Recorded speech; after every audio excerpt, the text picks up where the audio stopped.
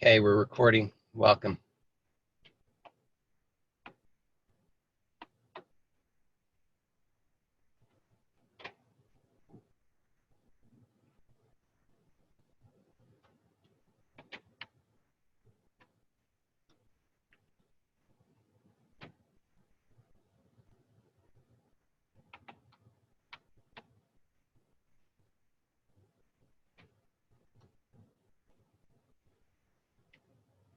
So, have you ever wondered what you're doing?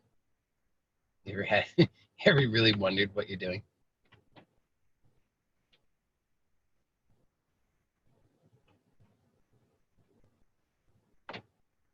It fascinates me that we can go through our lives and we can be so busy, but we really don't have any clue what we're doing. I mean, what is the purpose of whatever you do? What are you hoping to accomplish with that? What is the aim of it?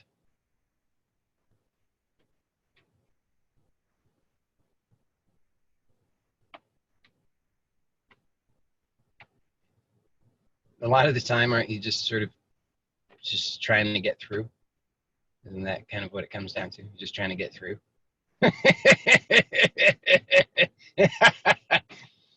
It's hilarious because there's all this talk. People talk about, be here now, the importance of the present moment, the power of now, all this stuff, and we nod and we say, yes, that sounds so good. It sounds so true, so wise, so deep. But then what good does it do us? Because we go right back to our lives and we're just trying to get through. You see like, if you're trying to get through,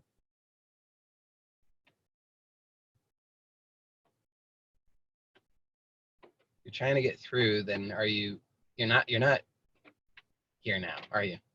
You're just trying to get through now. So now it just becomes a means by which to achieve something in the future.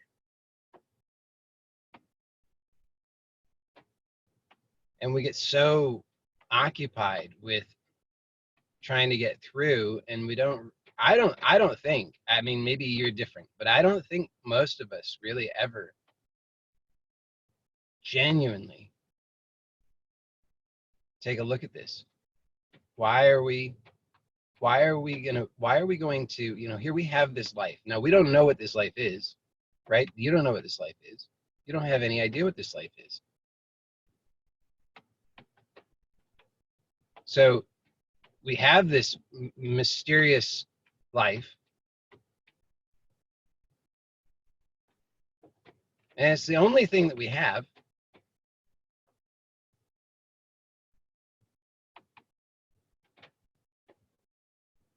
But we're just trying to get through it.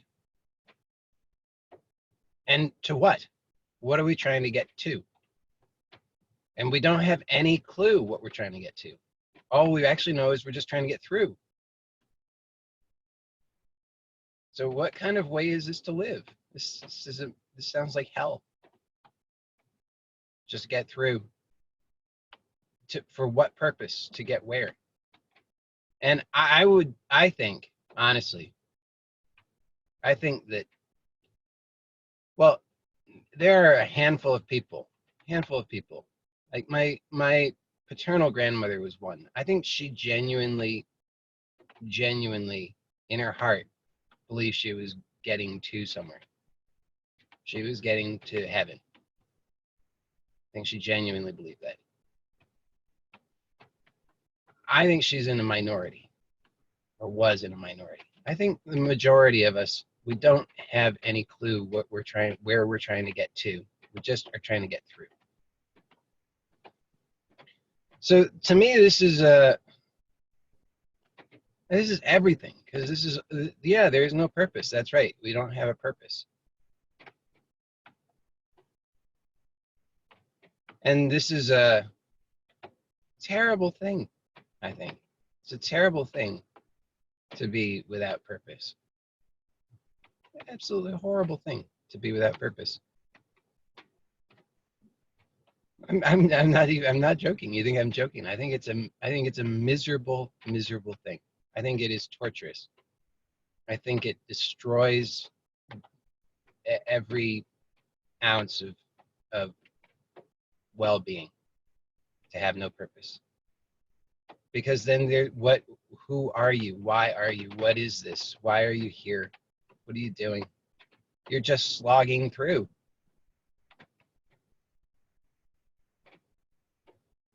So I think it's there's another component to this which we haven't looked at. Okay, and this is, I think, maybe the most important part in some sense, because it's the one that we're overlooking, and intentionally overlooking. I think we're actually unconsciously but intentionally overlooking this other component which we haven't yet looked at. Okay, so here we have this mysterious life that's happening presently, and we're trying to get through it to what we don't know. We don't have any clue. We're just plunging into the darkness, desperately hoping that it won't be worse. But the thing that we're not looking at is what are we trying to escape from? What are we trying to get away from? Because if we're trying to get through, there's something, I mean, we don't know what it is we're trying to get to, right? So there's nothing pulling us. There's nothing drawing us into the future. There's no, what reason do we have to be always constantly looking to the future?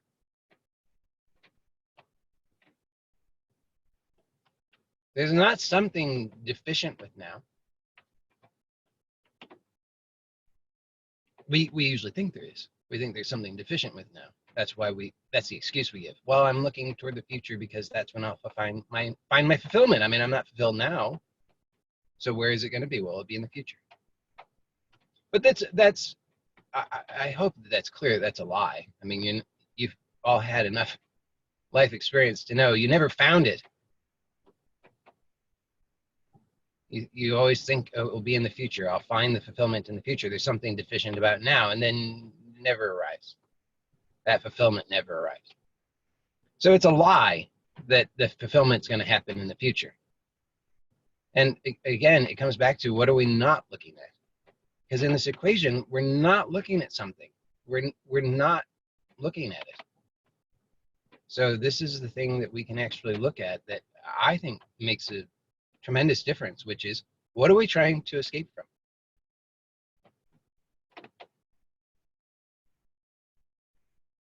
I mean, to me, this is maybe the most fascinating question of all of it. What are we trying to escape from? Because you're uneasy just being here, right? If I say, okay, look, I'll tell you what, I'll time it roughly for the next minute. Let's just sit here quietly.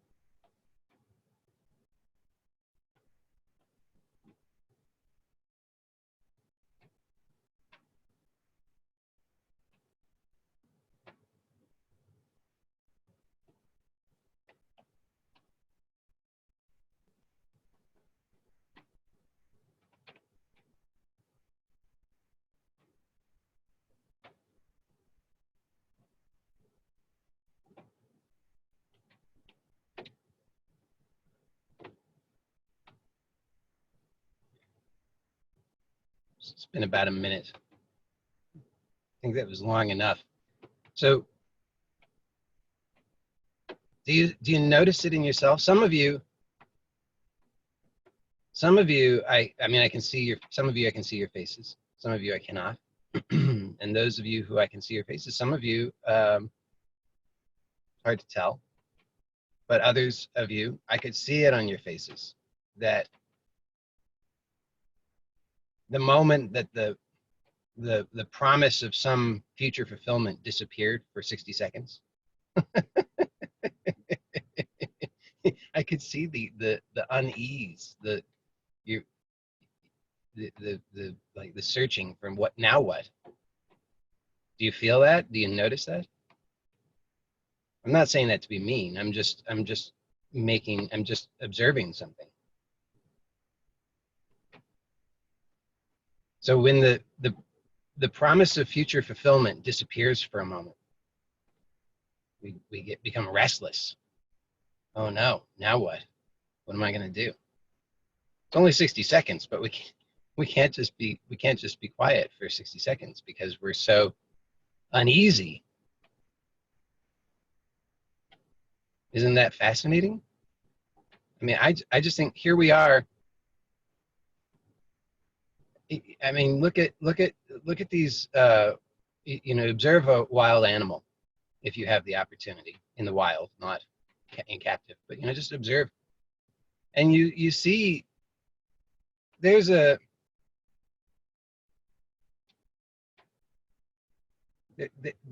something different there. There's something that they're not demonstrating that same kind of unease, the inability to just be present for their own experience for 60 seconds. So what is it that we're so uneasy about? Can you notice that now? Just take a look right now. What is it that's uneasy?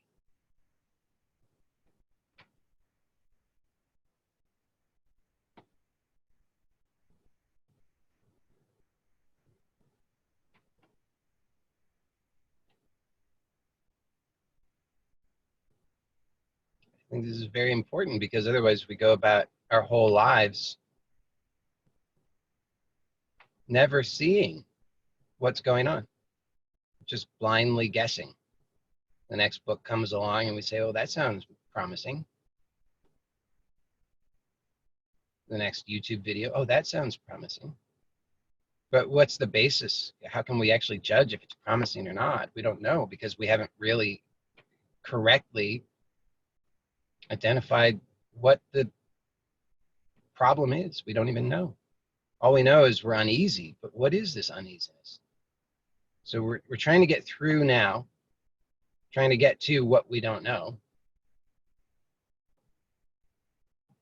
What are we trying to escape from?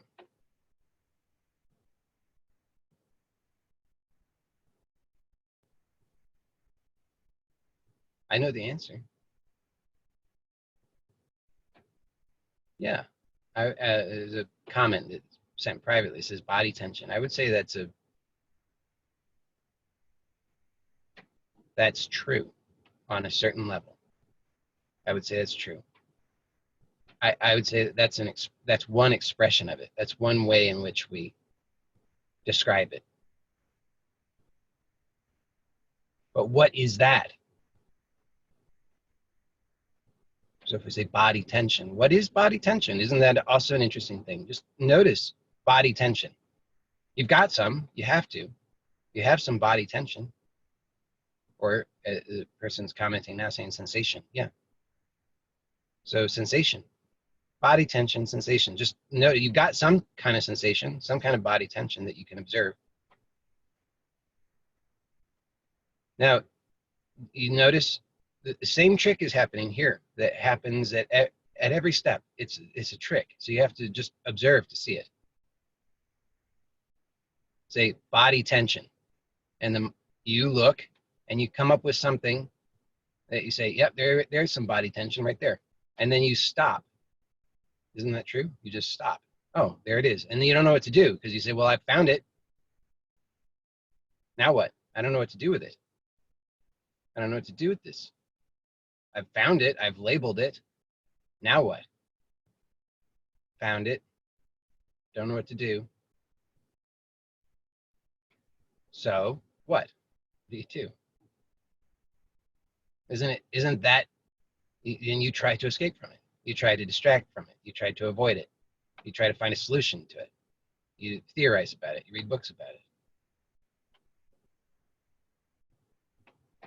But the only thing you can read a book about or listen to a YouTube video about or think about is a story. A book can't give you the direct experience. A thought can't give you the direct experience. I can't give you the direct experience. So when we stop, what we're doing is we're settling for the story. And the story exists where? I mean, what is the story? What makes a story?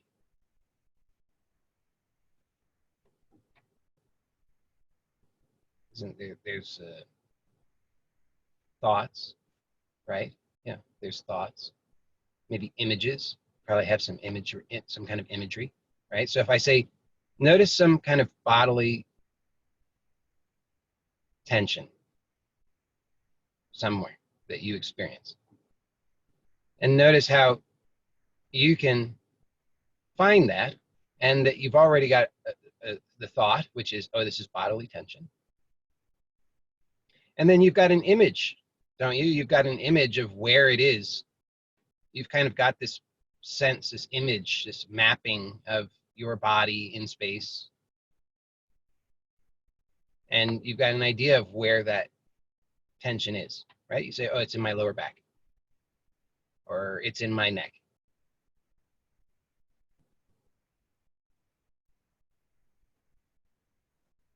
So that is a story, isn't it? It's image, thought.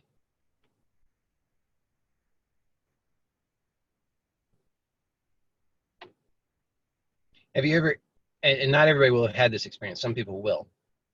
So I'm not expecting you necessarily will have, but it's worth mentioning. Maybe you've had an experience at some point in your life where you thought that you were experiencing a sensation somewhere in your body, and then you tried to find it and you discovered that it wasn't where you thought it was.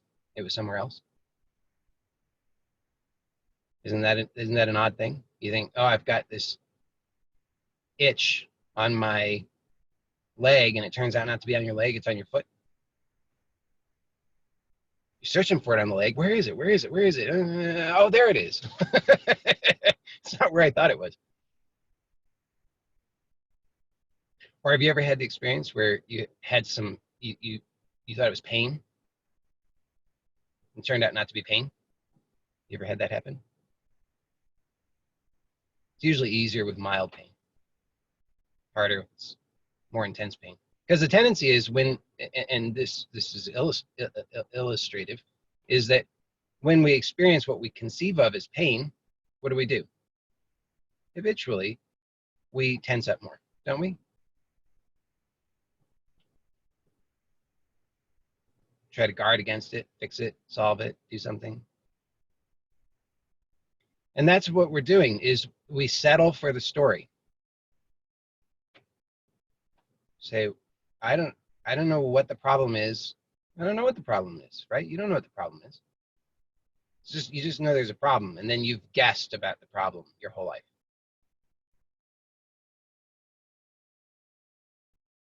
Right? You guess about it. When you're younger, you guess that the problem is, maybe when you're in high school age, you guess that the problem is that other people don't like you enough.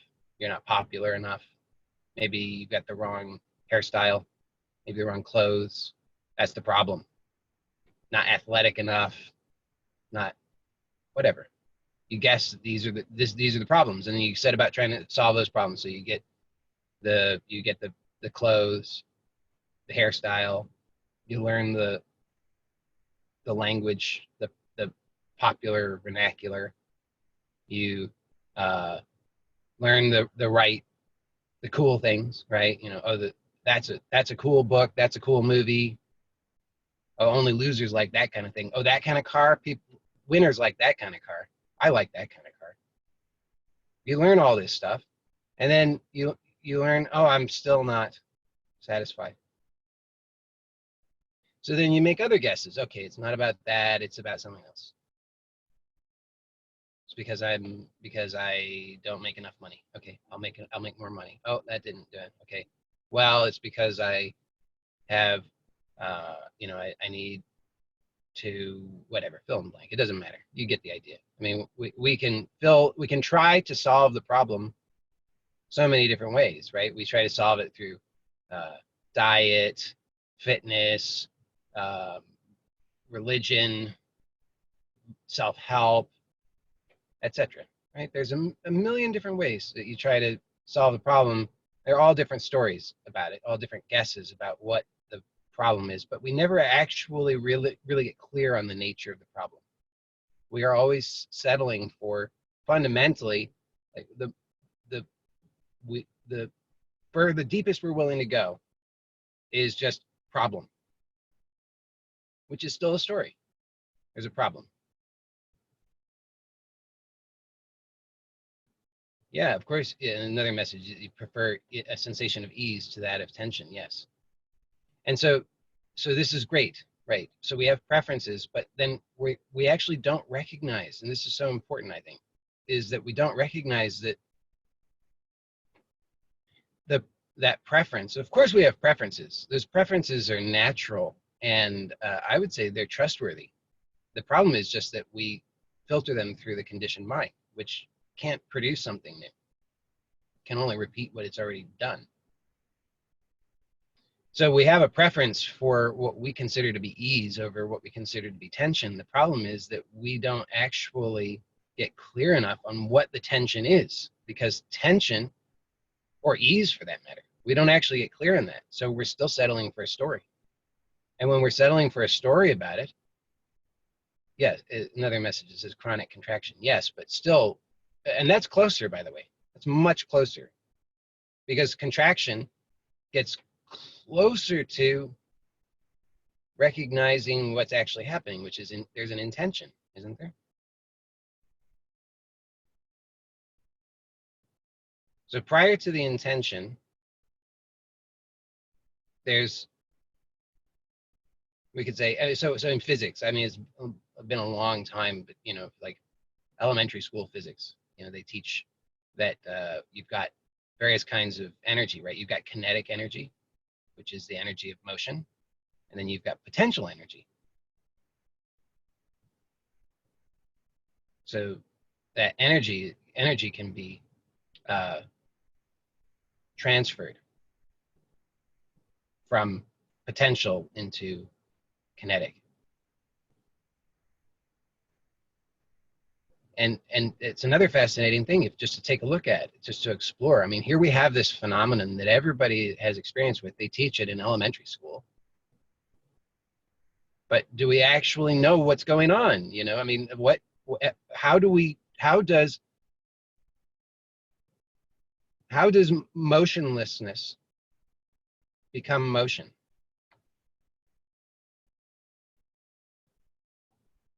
How does that happen? And this to me, it's just a very rich opportunity for exploration, is because I want to know about this. I'm very, very curious about this. What is it? How is it that this happens? And I'm proposing that this holds a tremendous amount of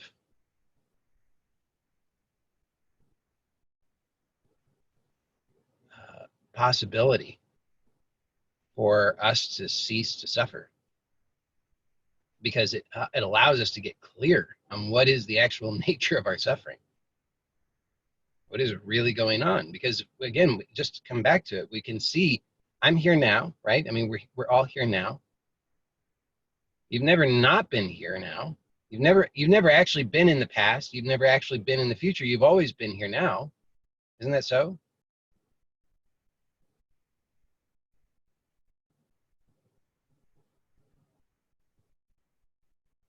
So we've always been here now, but then we're always trying to escape now.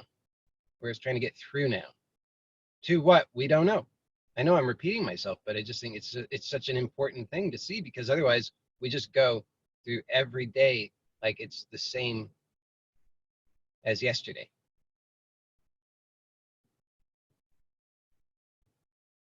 So we're just applying the same strategies over and over and over, hoping for different results, but we're not actually looking to see what is the nature of the actual experience. Because if the nature of the actual experience is other than what we think it is, then the strategies that we've been using aren't likely to yield the kinds of outcomes that we want. And fundamentally, the strategies that we use are all about trying to get through now to some future in which we imagine somehow we're going to get fulfillment, which never happens. So I'm proposing it's really well worth taking a look to see what is the actual nature of this experience, what is really happening. Because if we don't have clarity on that, then we're just going through life guessing. And you get to a certain point, whether that's 30 years, 40 years, 50 years, 60 years, 70 years, 80 years, at some point, hopefully, you get to a point where you just start to wonder, what am I doing? Why am I doing this? What am I going to do? I'm going to go just another day of more of the same that's never worked out. This becomes sort of unpalatable. Why am I going to do that? So let's look then. Here we are, and we're trying to avoid something. We're trying to escape from something.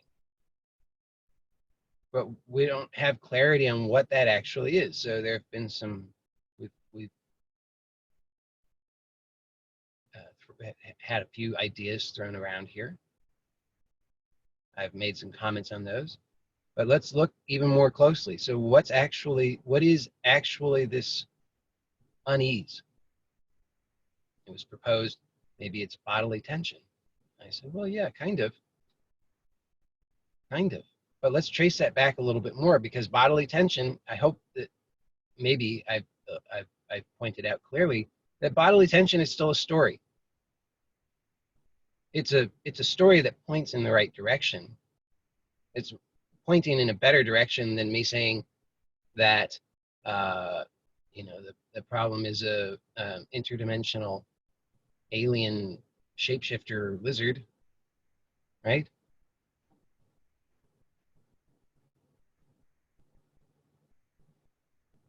So yeah, it says feeling the sensation that the mind is trying to avoid, but then the question is, it's good, but really the heart of it is the avoidance. That's what I'm interested in. Because even feeling and sensation, these are words that I use because they point in the right direction. Somebody's saying resistance. Yeah. So let's take a look at what is, so some of these words are getting kind of, they're similar, right? Resistance, contraction. Those are, to me, those are similar words. So then we come back to this, from potential to kinetic, from stillness into motion.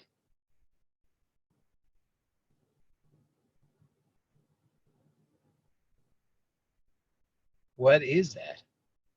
How does that occur? Can you observe that in your experience? So let's just observe now. And notice how different this is. So let's just observe in our own direct experience for the next 60 seconds to see if we can actually perceive how it is that stillness becomes motion in our direct experience.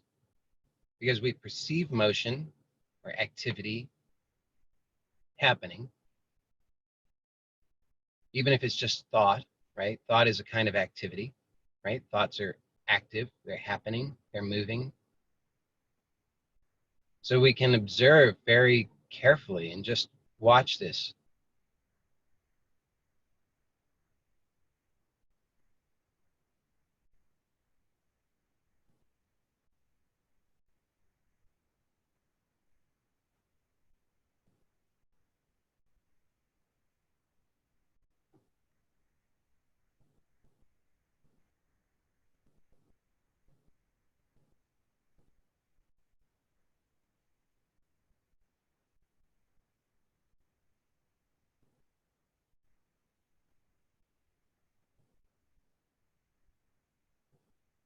I can't see as many people's faces because I think people maybe grew afraid when I was looking at them earlier. Don't want to be scrutinized. But for those of you whose faces I can still see, I could tell a difference. Could you tell a difference this time? When you're actually looking versus when you don't, when you're aimless. When you're just trying to get through for 60 seconds, isn't that miserable? But when you're actually looking, curious, and you don't know, right? Isn't that true? You don't know. When you're looking with curiosity, you don't know. You don't have a conclusion. You're just looking. It's like, this is very puzzling. What on earth is he saying? What's he talking about? Observing my experience. What does that even mean? But you have to look. You're curious. Isn't the quality of the experience different when you're looking with curiosity?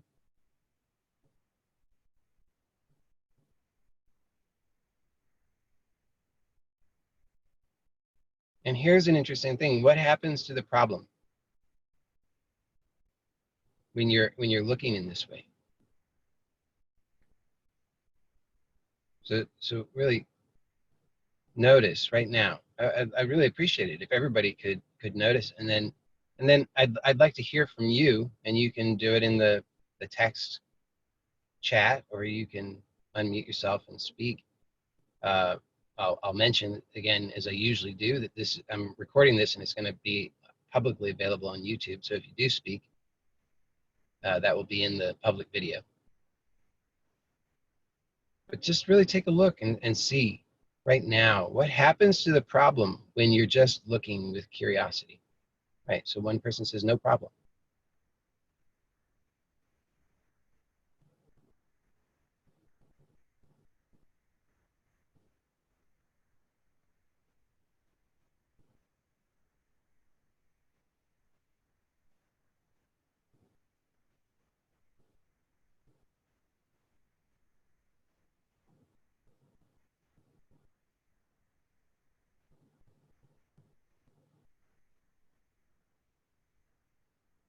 More relaxation, yeah.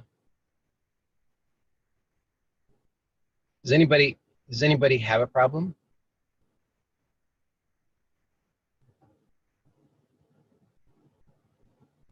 You can have it's allowed. You don't have to give me the right answer. You can just tell me what's truthful. Do you have a problem when you're looking in this way? Do you have a problem?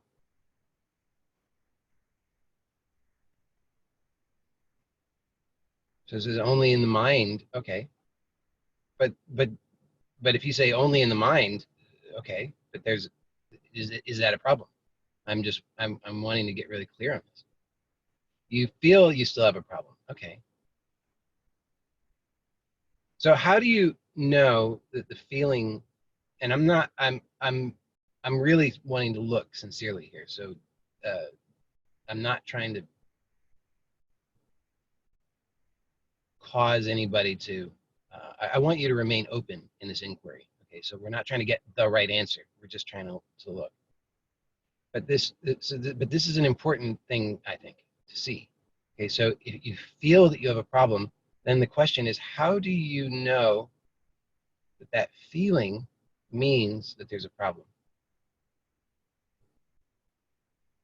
Yeah, you don't know. So there's feeling happening, and can you be curious about the feeling?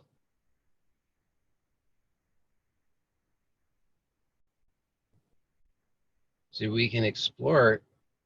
You can notice, perhaps what I'm pointing to is you can notice the layers upon layers of story and how we settle for a story. So the story, it's a subtler story. The story that, well, it feels like there's a problem. It's a subtler story, subtler than I have a problem and I know what it is. But it's still a story, because when you really take a look, when you really inquire openly and honestly with curiosity in this way, you look and you realize, well, in fact, I don't know. Isn't that odd? I don't know. I thought I knew. My whole life, I assumed that this feeling meant that I have a problem. I've been reacting to this feeling. Isn't that so? You just, every time that you feel in this way, Your whole life, you've reacted. It's not your fault. I mean, I'm not saying it's your fault. I'm just observing this is what happens, isn't it? It can observe it in anybody. I observe it in my kids. I observe it in myself. I observe it in other people.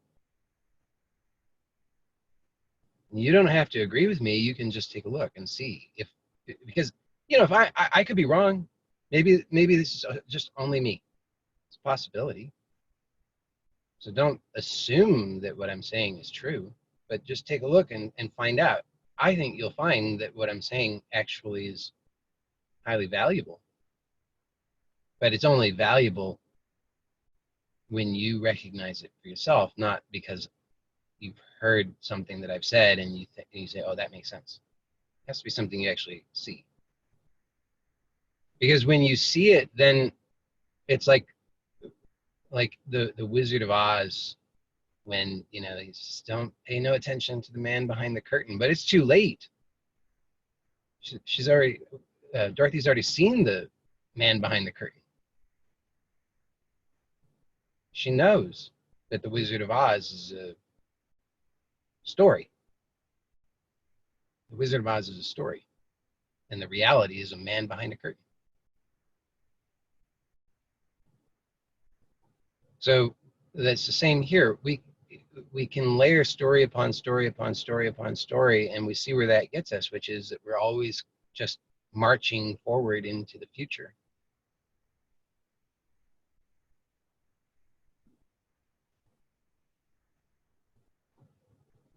And because we're overlooking it, or we're looking away from it,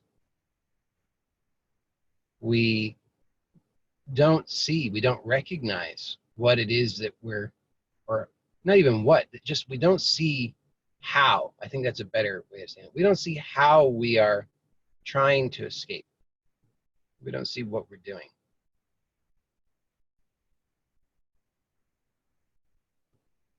Yeah, I have to go, hold on a second. I have to go to another screen to read that whole comment because it's, yes. So the mind racing, yes, great. I'm very happy about this. So we can take a look. So the experience is, there's a direct experience. And then there's the story about it, which is fine. We use language to convey something. But it's worth seeing that it is a story, that experience means racing mind.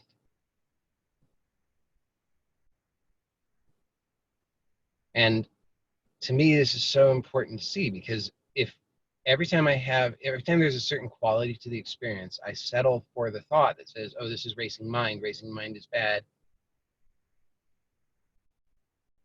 then the outcome of that is fairly predictable, right? Which is, I'm going to be struggling trying to solve the problem of racing mind, which means I'm going to be trying to escape from now into some future which I imagine that I will have solved the problem, and then I think I'll be okay. So since I've seen, I mean, it's a nice theory, but it's like, you know, the scientific method, which I think is a pretty useful method in a lot of ways. I don't know that it's the most useful. I don't know, but it's a fairly useful method. So if we were to apply the scientific method here, we would we would test that hypothesis, and after a while, we would see that the hypothesis doesn't test very well. We can kind of disprove it in a lot of ways.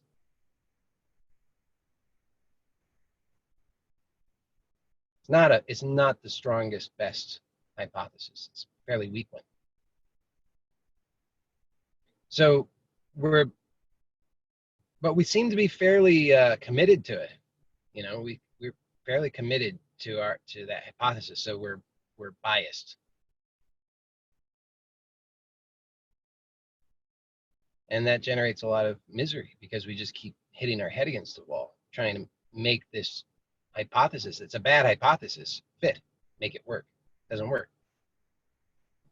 So what we can do instead is we can just take a look and we can see, okay, so I have a story that this experience means racing mind. And this applies regardless of what the story is. I mean, we all have stories, right? We got a story about this means I had a story for a long time. This is Lyme disease. That's a story. I had a story. This is brain fog, chronic fatigue. I got a lot of stories. So racing mind is a story, and the tendency that we have then is we still think in these sort of black and white terms. So we say, oh well, if it's not the story, then I guess I have to try to negate the story. I have to get rid of the story. I have to somehow do something with the story. But that's just more wrestling with the story. It's just sort of in an opposite way. But you're still fixated on the story in that case because you still imagine that the story is the problem. But when you see this, you recognize, wait a second, the story is not the problem. The story is just a story. The story is not the reality. The story is just a story that's attempting to describe something. But why do we, since you are the experiencer, isn't that so? I mean, you're experiencing. So as the experiencer, why on earth do you need some kind of mediation between you and the direct experience? Mind is always happy to step in and mediate. Like, hold on, let me help sort this out with some stories. Now, I often say this: mind's not bad. That's its function. And when I talk about mind, I'm talking about conditioned mind. It's a particular functioning of the nervous system. It's good. It's useful. We want that. We need that. Do we need that? I don't know. At a certain point, maybe at a certain point, we don't need it anymore. But it's useful. I would say it's a useful function. It's just not a useful function to be dependent upon at all times. Because this allows us to, let's say, encode certain programming into the organism. And maybe that sounds a little too geeky, but it's, that's just sort of how it is, right? I mean, we can see that that we've got a human baby can be born into so many different cultures, right? And depending upon the culture that the baby is born into, it's the same. I mean, we all share so much in common that, it's like they say that humans and chimpanzees have like 98% of the same, they share 98% of the DNA. Humans share, like we're all virtually the same. It's like if you see, you see we have goats, okay, or we have chickens. Chickens are better, okay. So we've got a bunch of chickens, and they're all the same breed. Well, mostly all the same breed. We've got a rooster that's a different breed, but the hens, except for the one hen who's a cross between the rooster and the other hens, they're all the same breed. Look at them and it's like, I don't know which one that is. So it's a chicken. Chickens probably, if they were able to think like this, they would look at humans and they say, it's a human. I don't know which one it is. It's just one of them. They all look the same to me. But being that we are so much alike, all of us humans, we're all so much alike that we fixate on the tiniest little things, like I know I know you from somebody else because your eyes are a little bit that way, slightly that color, nose has that slight shape there. I mean, it's these differences are so small.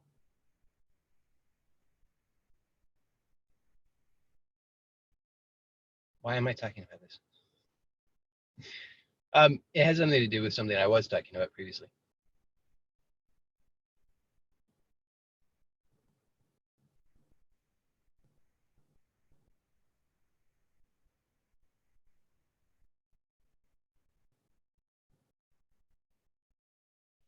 So this function is useful because it allows us to encode things so that we can, it's like an efficiency thing. You don't want to have to be, you don't want to have to be intensely present to every thing that you do. Because then you're learning how to do it every time. Now, learning how to do it every time is very useful, but it's not necessarily the kind of thing that we want to have to do. We want to have the flexibility to not have to learn it every time. So we have this vast we'll call it a repository of programs, of things that we know how to do. You can walk, talk, manage to get food into the mouth, you know, all these things that we've figured out how to do. You look at a baby, they don't know how to do those things. They learn how to do it, right? You look at a baby and when they're first trying to eat, they're, you know, I don't know where is the mouth? How do I get it in there? I don't know. They don't know. But then they figure it out. So then it's encoded, it's programmed in there, so that you don't have to try to figure that out until, you know, maybe one day you grow a big beard, and then you have to figure it out again because your old way of doing things results in a lot of food in the beard. Most of you don't have this problem, but it's one of the things that I had to relearn.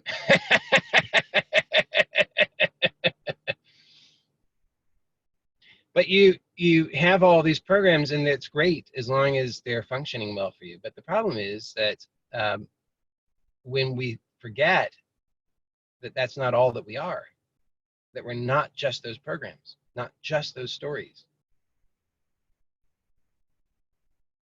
then we don't know how to have the flexibility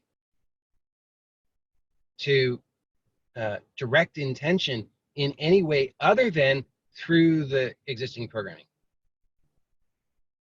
You see? So intention, this is, and I'm not proposing that I have all the answers here. It's just these are things that I look at. So I know you can look at them too. I know you can see, because all I'm doing is looking. You can look and see that that you have intention. Isn't that true? You have intention. You have an intention all the time. There's some intention. But you don't have clarity on what the intention is, and you don't know how to direct the intention except through your pre-existing conditioning. Isn't that true? So then you feel something and you say, well, what is this feeling? I don't know. Let me consult my conditioning so I can figure it out. So you're not actually just looking at feeling itself, you're looking at the conditioning, which is giving you stories which are approximations at best.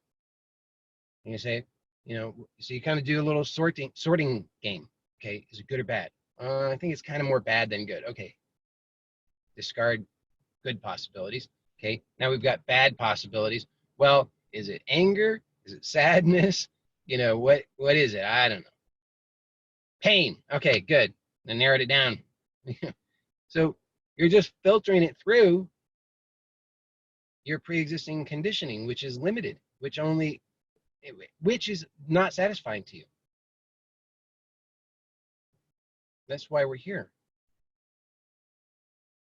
So what I'm proposing is that it's possible for us to fully 100% possible, because it's within the it is a basic function of the human nervous system. So this is not reserved for some special few people. This is just a basic functioning of the human nervous system. Everybody has this. I know everybody has this because this is how we learn how to even have the conditioning in the first place. You cannot have the conditioning if you don't have the presence Let me take that back. Okay. Some animals are born with a lot of pre-installed conditioning, right? We know this. Some animals, they're able, they're born and straight away they can walk. Conditioning's just in there. Programming, right? Is like, how does a foal know how to walk? It just does. It's just programmed in there. Same as we have some of that. We have a little bit of that, right? Like, how do you know how to breathe? Programmed in. You didn't have to work for it. It just programmed in.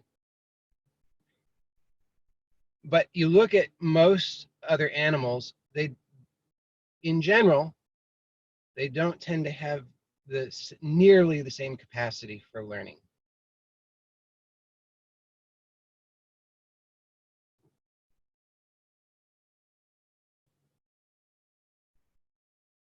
I don't. You might accuse me of that's arrogant and that's human centric and whatever. Maybe I'm just totally blind, but I think if you look at things, you'd see probably this is true. Humans have a unique capacity for learning. I'm not saying that other animals don't have capacity for learning, but the human capacity for learning, I think, is vastly greater than that of other animals. We're able to learn an enormous amount and with great diversity. But we get ourselves into trouble because we can learn all these things, but that doesn't mean that all the things that we learn are necessarily very nice. I think that's pretty easy to see, right? I mean, like, no matter how bad your life is, you can look out there and you can easily find somebody whose life you say, wow, I'm glad I'm not them. Because their life is way harder. Isn't that true? I mean, there's always, it's not hard to find somebody out there in your own town. You don't have to go looking very far. You can find somebody, just go to the local bar. I don't know if bars are open these days. I'm not, but if the bar was open, you could go into the bar and you'd find some people pretty easy. You don't even have to ask, who the regulars are. You can see them, you can spot them. Wow, glad I'm not living that life. So not all of the learning is good learning, right? You can see some people, they have learning that's not very good learning.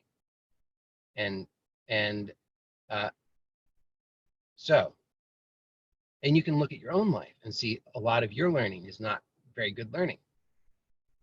It's because we learn so much, I mean, so much. If you consider, like, nobody knows how to walk.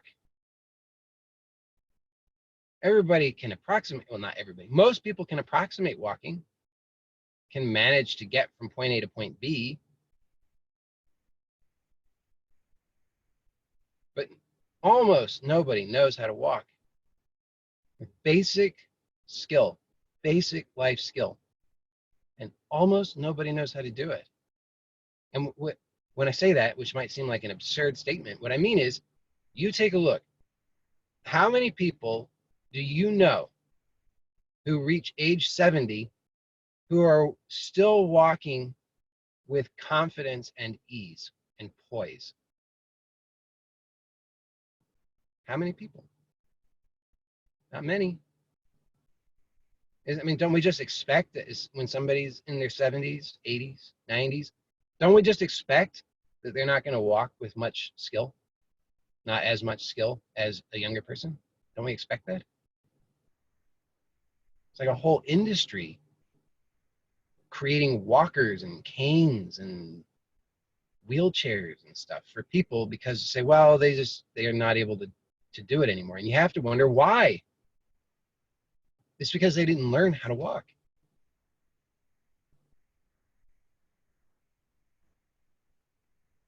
If you know how to walk, if you really know how to walk, and also, by the way, if you know how to learn how to walk, also maybe even more important, then you won't have that problem.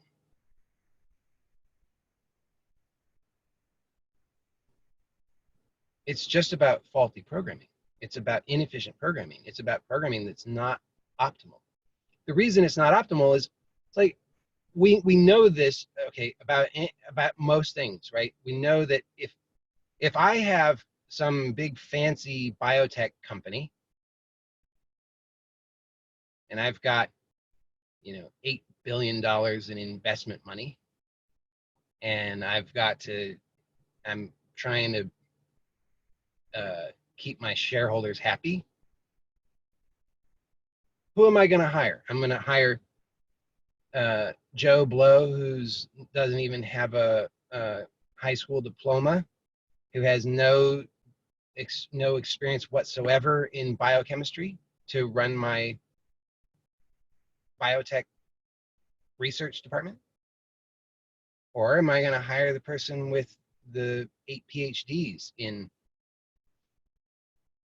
biochemistry, who's been working in the industry for 25 years? It's pretty easy, right? I mean, I know what I'm going to do. So we recognize that that nobody is going to come into this world knowing, having expertise in biochemistry, and that the more that they study it, the more they work in that field, the more skillful and knowledgeable they become.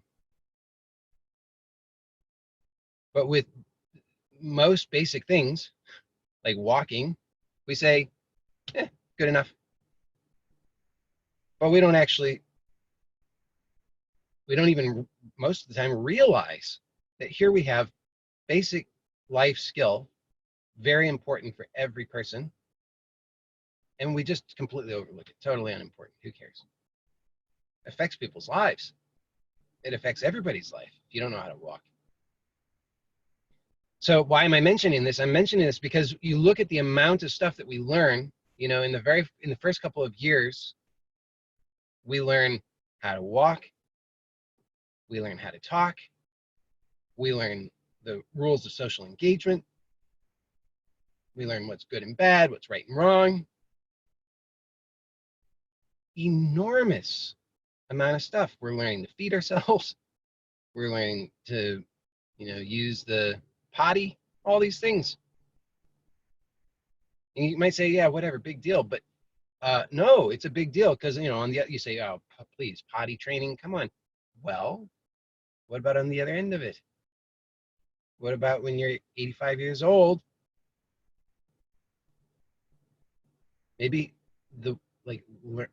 learning how to manage efficiently your basic biological needs, like urination,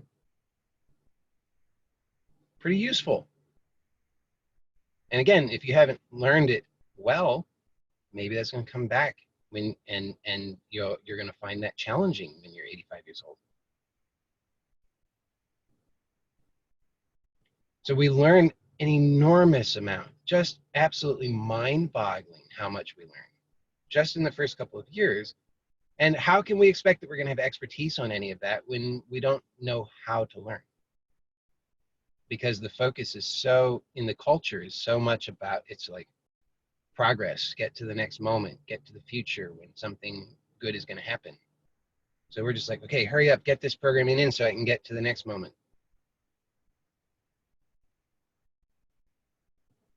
So we have an enormous amount of learning, but very little of it is very efficient. It was just good enough. You learned how to walk good enough. I know that's not the correct, it's well enough, but sounds better to my Midwestern American ear. Say good enough.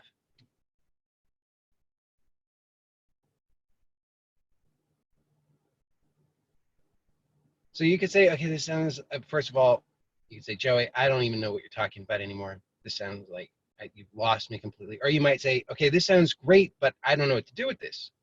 Or you might say, this just sounds miserable, bad news. felt completely overwhelmed by this. But let me maybe try to wipe the slate clean here. Okay. Let me just say that you've learned a tremendous amount.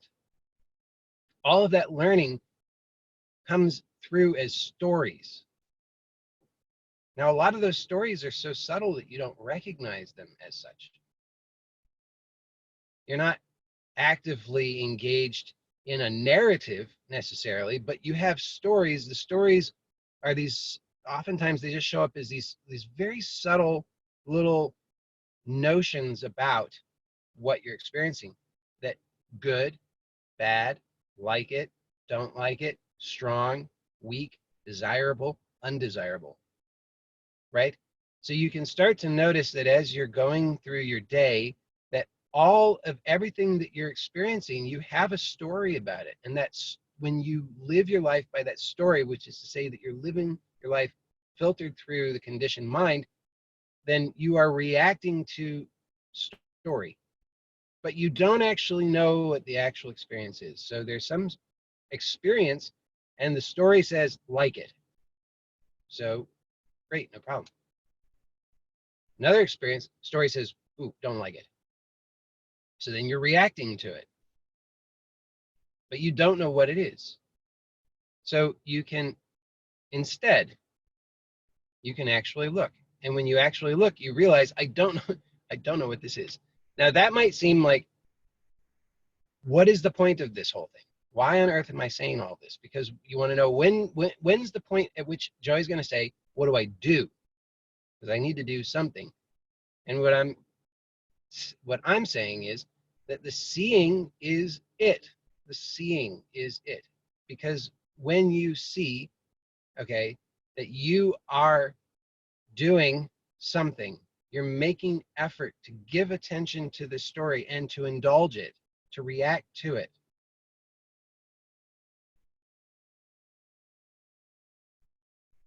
To maintain the momentum of leaping over this moment, trying to get to the next one. You're having to continue to engage in that because you are not unaffected by gravity. And what I mean by that is, if you leap up in the air, you will come back down to earth. But we continually leap metaphorically in our experience, so that we're trying to come so that we're unaffected by gravity, metaphorically. So that some experience occurs and we just try to leap away from it, thinking of, it's going to be okay, just leaping away from it. Then we find ourselves brought back to earth again. And then we say, oh, I'll leap away from it. We just do this. It's exhausting. What I'm saying is, you go through your life at the level of story, and all you're doing is leaping, exhausting yourself, trying to get to the next moment, trying to avoid this moment, and you don't know what's going on. So when that is exhausting enough, when you really say, and you have to get to this point, I think, to really be willing to take a look. You have to be willing just to see, this is exhausting. What I've been doing is exhausting. It's not working. It's not going to work, even though I'm still holding out hope. Even though there's something in my mind that says, maybe if I just get through today, tomorrow will be better. Because that's always there, isn't it? There's always something in the back of my mind that says, if I can just get through today, tomorrow will be better. But when you see this and you recognize, wait a second, 50, 60, 70 years I've been doing this, and tomorrow is not better. All that happens tomorrow is more of the same. Tomorrow will be like today. And there will be another day that I wasn't here because I was waiting for tomorrow. So what is available is to just see this. And when you see this, you actually, in order to see this, you have to, as we were doing just a short while ago, you have to look. Look at your experience with curiosity. Do you really want to know, what is this? What is happening? What is the problem? So the story is, I have a racing mind. So there's an experience that has a certain quality to it, a quality that your nervous system interprets as fast, racing. And it seems to have a location to it. And that location is a location that your nervous system interprets as mind. So now you've got this experience which your nervous system says, don't worry, I've got this figured out. I know what this is. It's racing mind. And I already know this is bad. Now, up to this point in your life, every time that you've had this experience and the mind says, I know what this is, it's racing mind, it's bad, you just say, oh my goodness, what do I do? But now you can actually look, you can say, okay, look, I get it. Of course that's what the conditioned mind says, because that's what it knows. But I want to actually get clear for myself on what this actual experience is. So you can look and you can see right now, you just look. What is the actual experience? If you don't settle for the story about it, what is the actual experience? Hey, Hardy here. I'm gonna hold on. You're gonna have to remind me where I was though, because oh my goodness, it's a lot of questions. Okay. I'm gonna try to come back to that. I will try to remember to come back to that. It's a lot of questions. I just want to make this point because it's so important, is that you can look right now and just look with curiosity. What is this actual experience? What is actually happening? And don't even try to come up with an answer in thought. Because that will just be frustrating, won't it? You've tried that. I mean, I tried that. Oh God, I tried that a lot. I would sit in meetings and I'd hear people talking in this way, and I'd be sitting, I'd be like, when is the thing gonna happen? When are they gonna tell me what to do? When am I gonna figure it out? I thought, I need the answer. The answer was gonna be a thought. But you're never satisfied with thought, so why bother with that? What I'm saying is just notice right now. You can actually observe, like you see that you're seeing right now, that you don't need to know, you don't need to have a thought about what this is, that you can just see. You are seeing.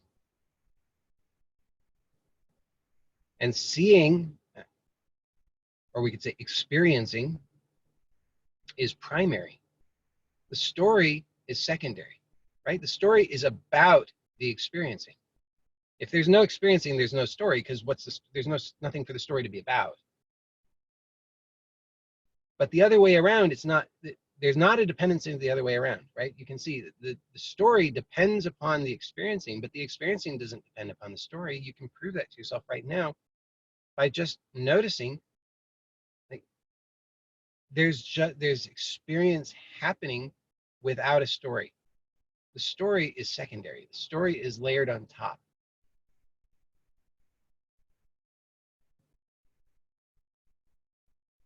So just tune into the experiencing. Isn't there experiencing happening? Can you actually sense that there's experiencing happening? It should be obvious.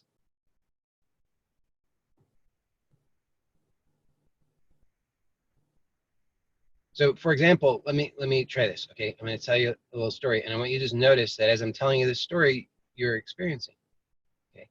So once upon a time, there's a little girl, and she lived in a house, and she lived with her mother and her father and her brother. And they had a pet dog named Sally. And this girl did not like going to school.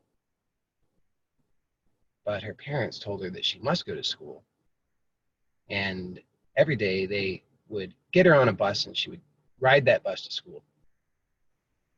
And it doesn't matter how the story ends, but you can see as that's happening, there's experiencing happening, isn't there? As I'm telling the story, there's experiencing. And it doesn't matter what the story is. Doesn't matter whether I'm telling you a story about the girl and her family, or if I'm telling you the story about your life, or if you're listening to your own commentary about your own story about your life. The story is irrelevant. The direct experiencing is primary.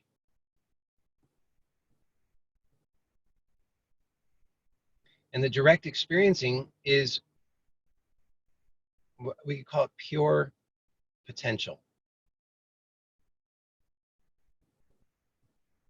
It's undifferentiated, isn't it? We don't know what it is. Just pure experiencing. I'm just talking about your direct experience right now, not some special thing, just this normal experiencing right now. It's the same experiencing. Doesn't matter if you're on Mars or you're on Earth, or you think you're alive, or you think you're dead, or you think you're a blue whale, or you think that you're Godzilla. It doesn't matter. It's the same experiencing.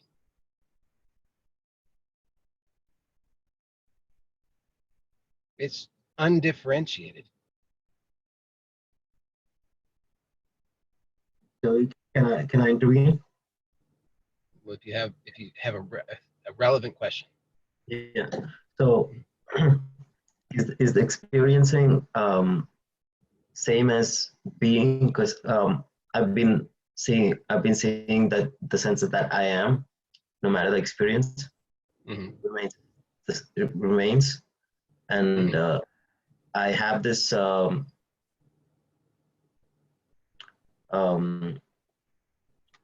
this thought or distraction that if I see the sense that I am, it's in a way in a conflict right now. So it's like sometimes it's like, okay, what does it matter if I am, if this sucks, or like yeah uh, yes and but this is what I'm getting at. This is exactly what I'm getting at. So you're seeing, it doesn't matter if we call it I am or experiencing, it doesn't matter, because those are words that we could use to point to something, but ultimately I can't confirm for you that you're seeing correctly. I can only I can tell you that what you're saying is definitely suggestive that you're looking in the right way. But I can't tell you, yes, absolutely, you got it. And this gets to this important thing, which is that whatever you're recognizing that there's something undifferentiated. It doesn't matter if you call it I am, or if you're calling it experiencing, or you're calling it being, or you're calling it whatever. It doesn't matter. It's undifferentiated. Isn't that true? Okay. I mean, I'm asking you, is that true? Yeah, I can see that. Not two of them. When I listen to these ideas, I feel like I have to get to those, but I know the place where it's undifferentiated for sure. Yes.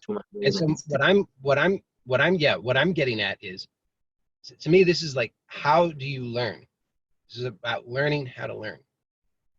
In order to learn, you have to, well, let me say, in order to learn with maximum efficiency, you want to come to, we call it like zero state, undifferentiated, because it's from here that you have maximum potential, because it's totally undifferentiated. Nothing's been removed. I mean, the second we say light and dark, then the potential has been halved. Do you see that? Because now we have a choice, light or dark. So the potential is halved. Now you have to go through one of these filters, light or dark. And then we say, okay, dark. Okay, then we can further differentiate that. So the potential becomes reduced each time that there's a division. So if we're operating or functioning at these grosser levels of experience, then the potential is less. Maximum potential is at 0 point, undifferentiated. This is when the the full potentiality of all that is, of all that is not, of the totality is here. The question is it attention?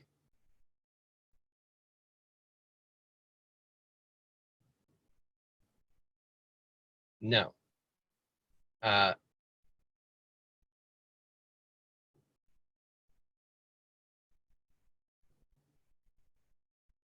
It's similar, close, but I would say that attention is a subtly, it's close. You're in the right area. You're in the right ballpark. But you can just notice that here, so again, it's just a very normal experience. You are experiencing, just undifferentiated experiencing. So from here, you have maximum potential. Now, if you want to learn, this is the best place to learn from, because you're going to be unburdened. First of all, you got maximum potential. Second of all, you're unburdened by all of the conditioning. If you are trying to learn at the level of light and dark, then you're struggling because you're trying to reconcile differences, light and dark. You're struggling. You have to choose one. You can't do both. Come before that. Here it's undifferentiated. There's no struggle. There's no resistance. There's nothing that's been created that you have to fight with. You don't have to argue with it. You don't have to overcome it. There's no resistance. This is very important because you're dissatisfied with the existing conditioning. The existing conditioning is not efficient enough to be satisfying, pleasurable, enjoyable. So you want to have greater options available. If you want greater options, come to the point of greatest potential. From here, not knowing, you see, not knowing is important, because if you want something new, you want to learn something new, to discover something new, you can't know. Knowing means you're consulting the conditioned mind, which is only going to be able to give you what you already are conditioned. But if you're dissatisfied with that conditioning, you have to go to 0 point. You don't know. From here, no resistance. Now, this is the point at which we become very frustrated. Usually. I mean, we become very frustrated before that point. But then we become frustrated again. Okay, so at first, the frustration is you listen to some wacko like me saying these kinds of things, and you think, this sounds somehow interesting, but I can't make sense of this. This guy sounds insane, and I don't know what to do, and I kind of think I want that, but I don't even know how to start. Then after a while, you catch a glimpse of it, and you realize, oh, that's what he's been talking about. You realize, oh, I'm here. I'm experiencing. It's just, I'm aware. It's undifferentiated. I don't have to do anything. It's effortless. You recognize this. And it's not a thought. I want to be clear about that. It's not a thought. You just recognize it. It's not hard. It's just a shift. It's a shift in perspective from always looking over there to looking here, and just actually looking at your actual experience. Now, when you catch a glimpse of this, then the next frustration is, okay, but I don't know, now what? Now what do I do? I can recognize, so this happened to me for a long time. I could switch. It was like a toggle. Okay, I could be in mind, conditioned mind, reactive, unconscious, just doing that whole thing. Or I learned I could switch, and I could just be resting as awareness. Much nicer, but new kind of frustration, because the new kind of frustration is, well, I've got a family. I've got kids, I've got a wife. I'm trying to function in this world. So there are different paths, right? They're the renunciates. They're people who they renounce the world, they go into a cave, sit in meditation. That's their thing. The rest of us, we're living in this world, so we want to function in this world. So when we have this, we recognize initially, okay, I can just rest as awareness. Very, very rejuvenating. It's very restorative. It's very helpful. It's very powerful in undoing the self-destructive habits. But hard to function. So then this is what I'm really talking about today, is once we have this glimpse, this recognition, which I think many of you have, which is why I think it's really important to start to look at this next thing, is you have this glimpse, you recognize that you are aware, you recognize even that you can rest as awareness.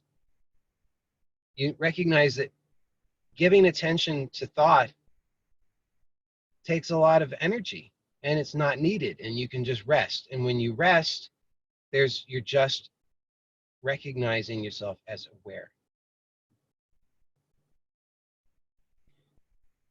Now we can, in this awareness, we can recognize this pure potential. There's unlimited, undifferentiated, pure potential.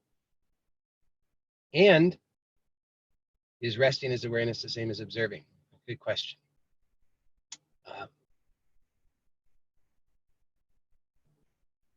In essence, yes. It in practice, it depends on how you're understanding that.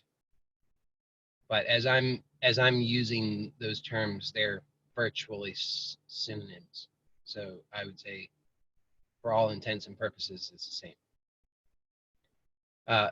So you can notice now that there's an intention,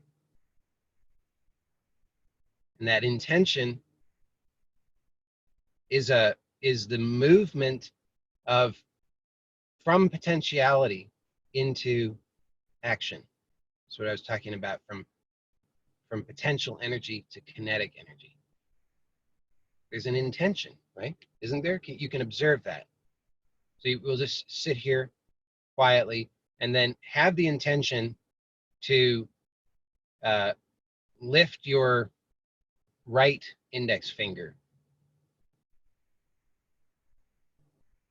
and just observe how that you have the intention, and then that you can actually translate that into movement.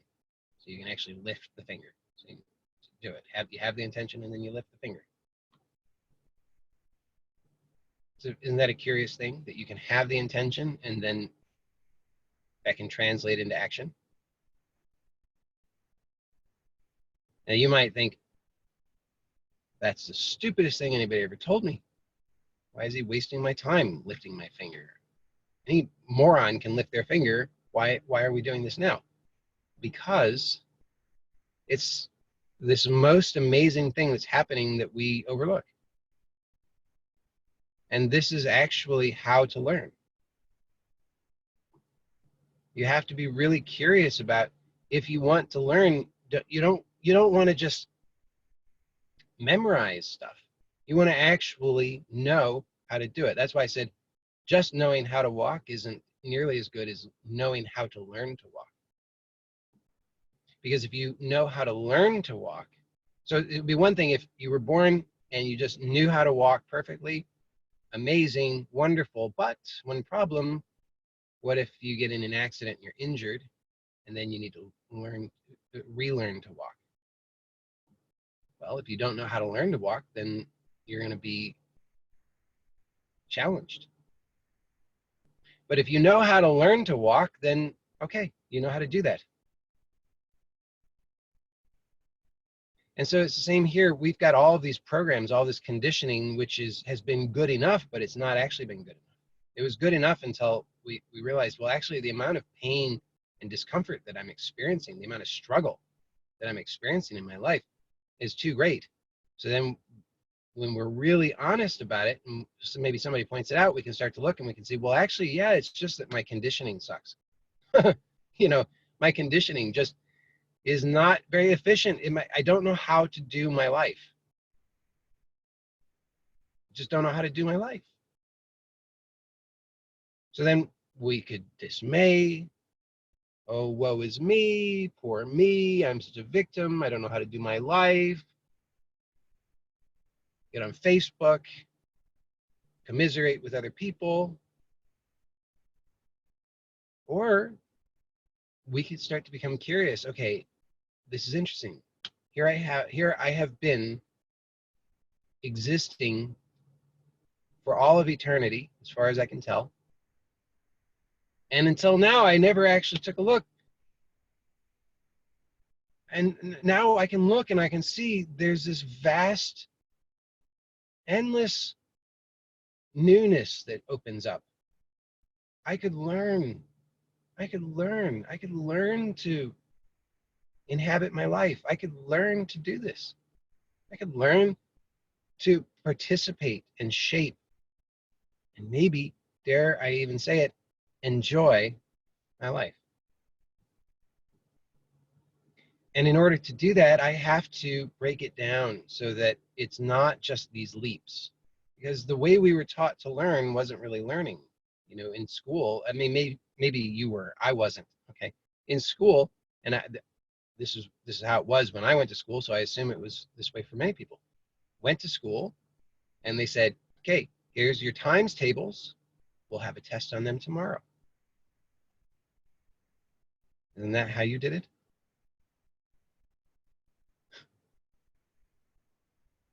So you come back the next day or at the end of the week and you have your test and you've been drilling it all week long. 5 times 4 is 20. 5 times 5 is 25. 5 times 6, you know, you've been drilling that all week and you have the test, and what happens? You pass or you fail. Now, if you pass, good enough. Nobody cares how you learn. They don't test you on how you learn. They don't take any interest in that. They're only interested in, do you know the right answer? Knowing the right answer, so it's like a parrot could tell you the right answer, but the parrot doesn't understand the right answer.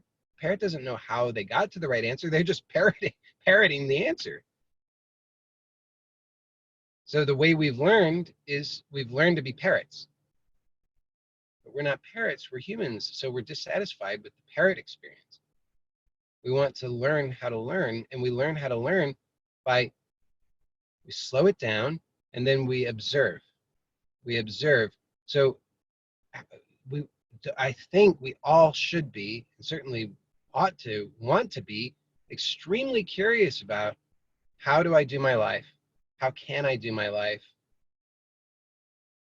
Can my life be more pleasurable? What am I presently doing that makes my life so unpleasant? I think we should be very curious about this. And in order to learn these things, we have to slow down and observe. We have to not just try to get the right answer. The right answer would be a story that would say, fill in the blank. It doesn't matter. You can go to a million specialists and get a million different diagnoses, couldn't you?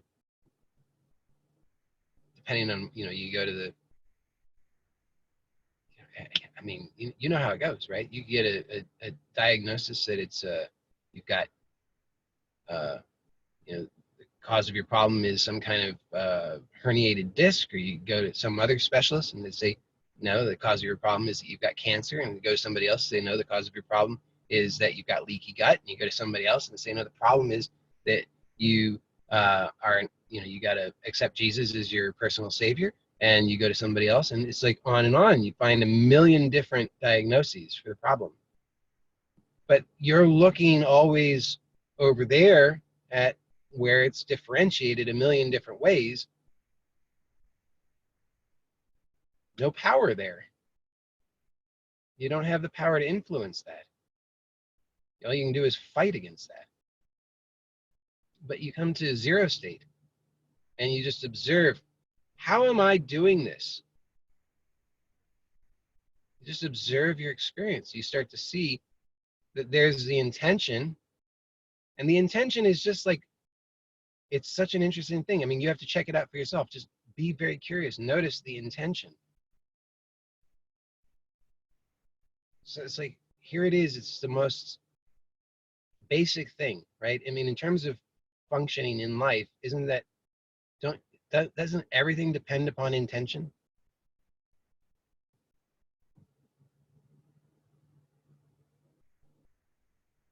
Because there's, you can have this clear, direct experience of we call it emptiness or nothingness, of zero state. And yet here is this multiplicity presenting itself, and it seems to be that it comes to be through intention. But then how does that intention become differentiated in a particular way? I mean, of all the possibilities of experience, why is it that you continue to have the same kinds of experience?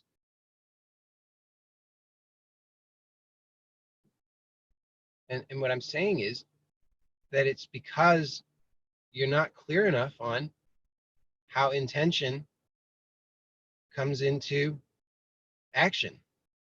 When you see clearly how the intention comes into action, then you start to recognize that what's been going on is that the intention, you could say it's like, it's just this very, it's like, okay, I think I've used this to illustrate before. It's a good one though. It's like, you can set up dominoes so that they're in a, stacked up, so that you knock one and then there's a chain reaction and they all fall down. So the intention is like that little tap to the first domino that causes the cascade.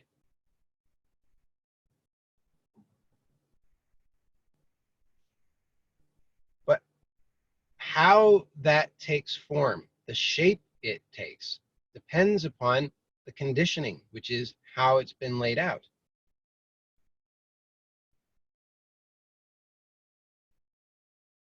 So we have intention, and because we're largely unconscious of how that intention moves into action, we don't recognize that what's been happening in our lives is that we've just got these, I don't know, 30 different domino setups. And whenever there's intention, it's just, we're just sort of going to haphazardly touch one of them. And then that one gets set off.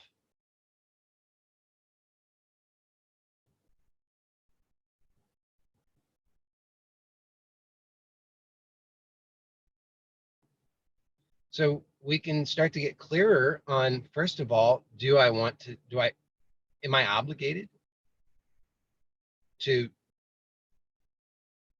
initiate any of these actions? Do I need to do that? You can see, no, I don't need to do anything.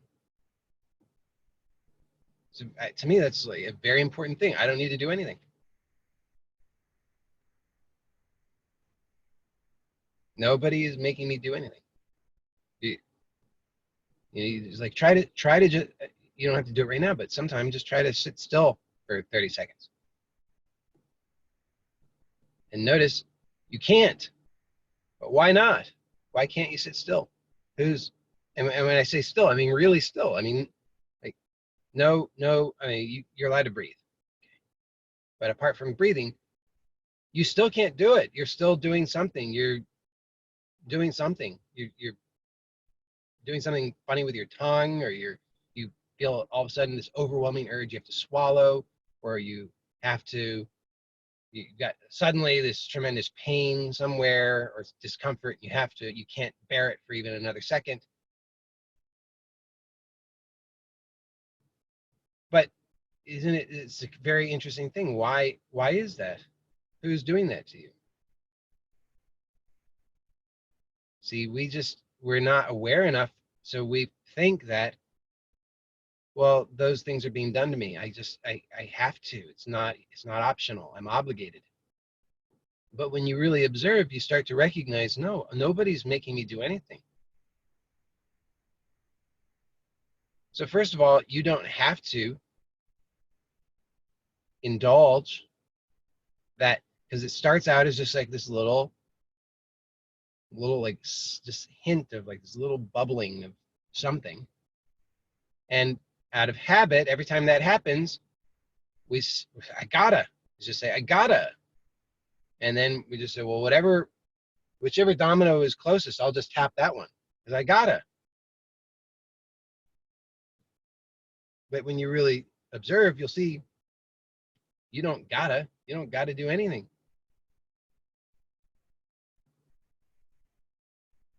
You don't have to give attention to thought. You don't have to move. You don't have to do anything.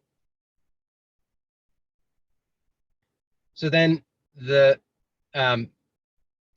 then we can start to see, okay, if I'm not compulsively tapping on some domino that's nearest to me, now I can actually start to look and see, oh, look, here's all the domino setups I've got. Do I like these? You know, like, first of all, do I want to do anything? I don't know. Maybe you don't want to do anything. Maybe you get clear, I don't actually want to do anything. But maybe you say, yeah, I do want to do something. But now you've got a little bit of space, so you can kind of look and you can see which of these. So it's like, let me put this in practical terms. Okay, so I've got young kids. Yesterday I was at home with my 3 kids by myself. Obviously not by myself because I was there with them, but I mean, I say by myself because it feels like by myself. Because suddenly I'm like 3 against 1, and there are these moments where, you know, you say somebody's pushing your buttons. I mean, if you have kids, you know, kids can push your buttons. And so there's some button pushing going on. And there's like this primitive part of my brain stem probably that's just like, scream, slap them, get them under control. But I can just see that nobody's obligating me to do anything. And I can actually look and I can see, okay, here's the conditioning that I've got. All of this conditioning that I've got sucks for this situation, right? I mean, this is parents often find themselves in this situation. I know because I talk to them, where, you know, like, I don't know what to do, right? You're like, I don't know what to do. All of my conditioning sucks. Everything that I've ever learned to do isn't going to work. So what do? You do something. You say, well, nothing's going to work, but I'll do something. So you do the thing that's not going to work, and then you realize it's not going to work, and then you feel even worse. So I'm there, and I'm just looking, and I'm like, okay, all sucks. Well, I guess I'm not going to do any of that.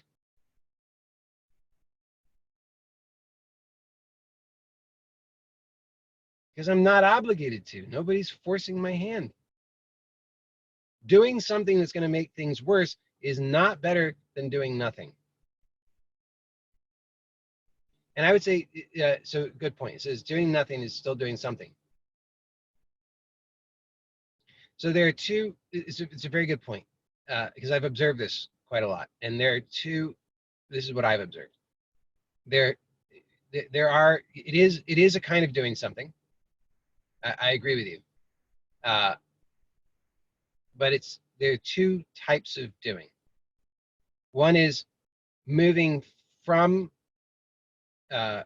potential to kinetic, and the other is from kinetic to potential.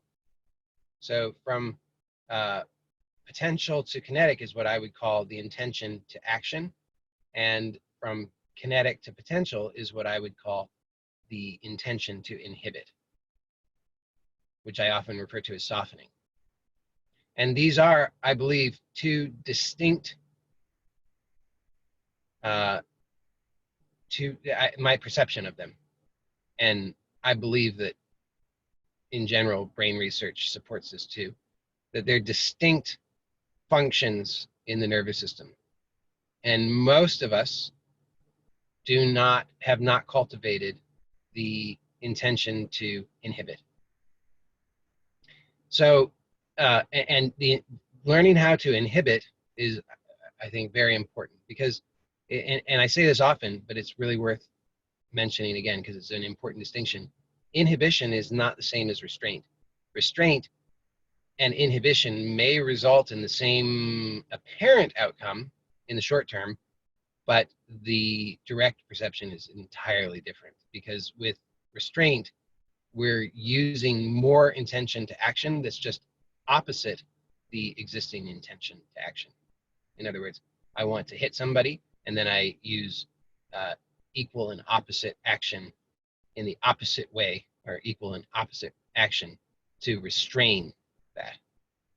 Inhibition is when I have I notice the impulse to hit, and then I observe that impulse to hit, and I release that impulse to hit. So it's returning the energy from kinetic to potential. So I'm not energetically constipating myself, which restraint would be doing. Restraint would contribute to energetic constipation. It would feel bad. Inhibition, on the other hand, actually feels good. It's restorative because you recognize that here are the options that are available to me given my current conditioning. None of these look good, and therefore, rather than indulging any of these and resulting in an outcome that will be undesirable, I will inhibit that impulse that's already in action. There's already a subtle action taking place, and I can just inhibit that so that it returns to the potential, which is to say, then I'm just resting as awareness again. So the more that my experience with this is that the more that I observe in this way, then I discover how to learn, because now I'm doing just what babies do. If you watch a baby, you'll see, I mean, a baby who's allowed to explore in a natural way, then you'll see the baby does usually some fairly predictable things. Usually you can observe them in the body. The baby is, moving their fingers in certain ways, moving their face in certain ways, moving their feet in certain ways. So they're exploring, they're learning how to do something. They're learning. And we learn by exploration. We learn by just bit by bit. We explore intention into action. So it's you want to get clear on a continuous flow of intention into action until there's a continuity, a smoothness of intention all the way to expression. Because if there's any gap in that, then what that produces is superstition, i.e. fear. Because then you say, well, I don't know, maybe the certain desirable result occurred, but I don't know how exactly. And so now I have superstition because I say, oh, I really want to keep having that desirable outcome occur, but I'm not exactly sure how I did it. So now I'm going to just use superstition. I'll cross my fingers, cross my eyes, wiggle my nose, and hope really hard that that's somehow going to produce that desirable outcome, which is not efficient. That's unnecessarily stressful.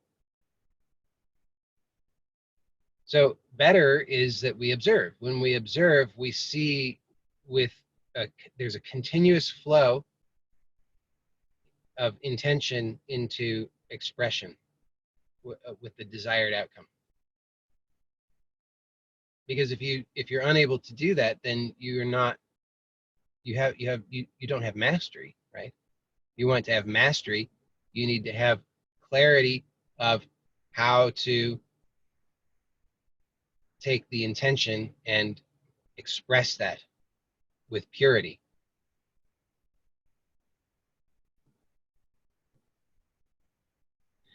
So that was a long, much longer. I think it was my longest yet. I'm just gonna see if I can. I've got a couple things here. Okay, so let me see if I can respond to this.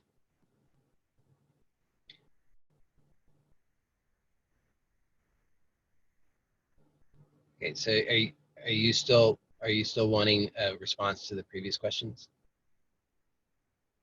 It says, you say slow down, isn't that a story? In my experience with awareness, it's more of being aware of more, which gives the appearance of slowing down. Yeah, that's a great observation. And I would say that that's true. I would also say it's the same thing. Because you can just be curious about what is time. I mean, time is a perception, and you can see that time is not happening. We're not inside time. Time is inside us, which I'm saying just because that's my observation. You can see that that's true, but your observation is a good one. I'd say it's 6 of one, half a dozen of the other. I think we're saying the same thing. And then the second question, is the issue just not embracing and looking, or is that a story? If so, but then that's overcomplicating it too much. There's that thought where I wasn't looking at. I'm not sure that I understand that question. And then when seeing, I notice a strain in an eye, so I'm subtly doing effortful seeing. So is seeing the effort? Yeah, I would say that if you notice strain in the eye, most people will notice strain in the eye. That what you can notice about it, I think this is an interesting thing. If you notice strain in the eye, then you'll notice that there's a story that goes along with that. The story is you habitually react to that story. So what I mean by that is, the story is there's strain in my eye, that's bad, and then I need to fix that somehow. And you have a habit of how you try to fix that, whatever that is. You move the eye in a particular way, you close the eyes, you do whatever you do. You've got some little thing that you do trying to relieve that. But you'll notice that that's all a story. It's somewhat subtle, but it's a story nonetheless. And if you really observe the direct experience, you'll see that the strain is something that you're doing. So it's not something that's being done to you. It's something that you're doing. And when you see how it is, just by observing in your direct experience, so not seeing through the eye, but just seeing in your direct experience, just observing the experience, you'll notice how you're doing that, and you'll notice that you can soften that. And seeing, by the way, is not a function of the eye. That's, I think, also an important point. Okay. So I think we addressed those. Anybody else?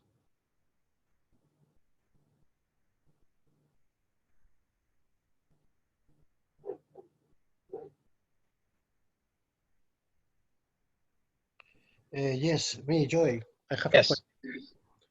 Wait a moment, I can.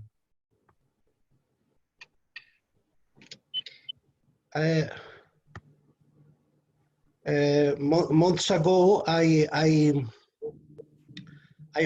followed your. The title was "Ask Conscious Everything." Yeah.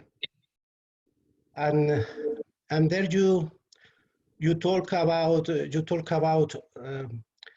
a lot of times so about the only I understood that the only thing that was important it was to recognize that we are aware always.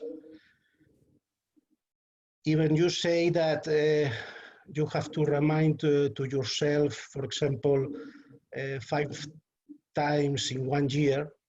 I am aware, and this was enough for me. That was very easy, of course, because we are always aware. But now I don't understand what I am really have to do. I have to be curious about my real experience and not my histories about the real experience. Yeah. It's only this thing. Yeah. My real experience, for example, now is about headache and tension in my tongue. Yeah. What more? I think this is, it's easy. Well, what is, for example, my awareness is a kind of, I don't know the word, the cure, I don't have the word in English. you can say it in Spanish.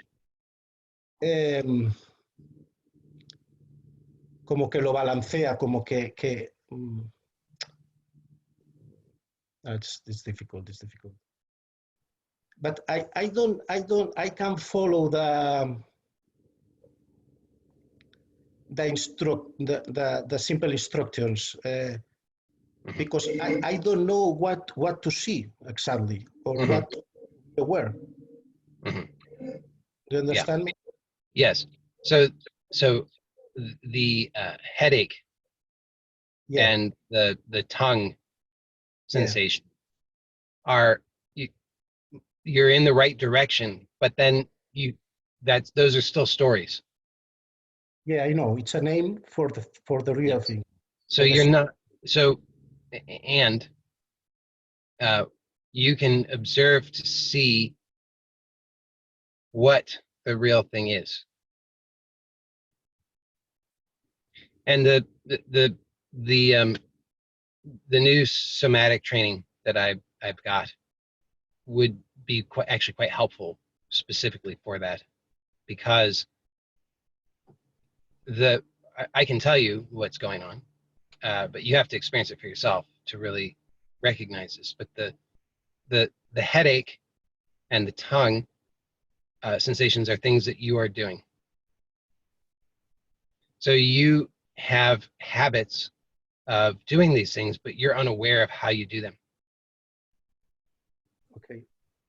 And so then what happens is you become aware. This is inconscious in my case, for example. Correct. Yeah.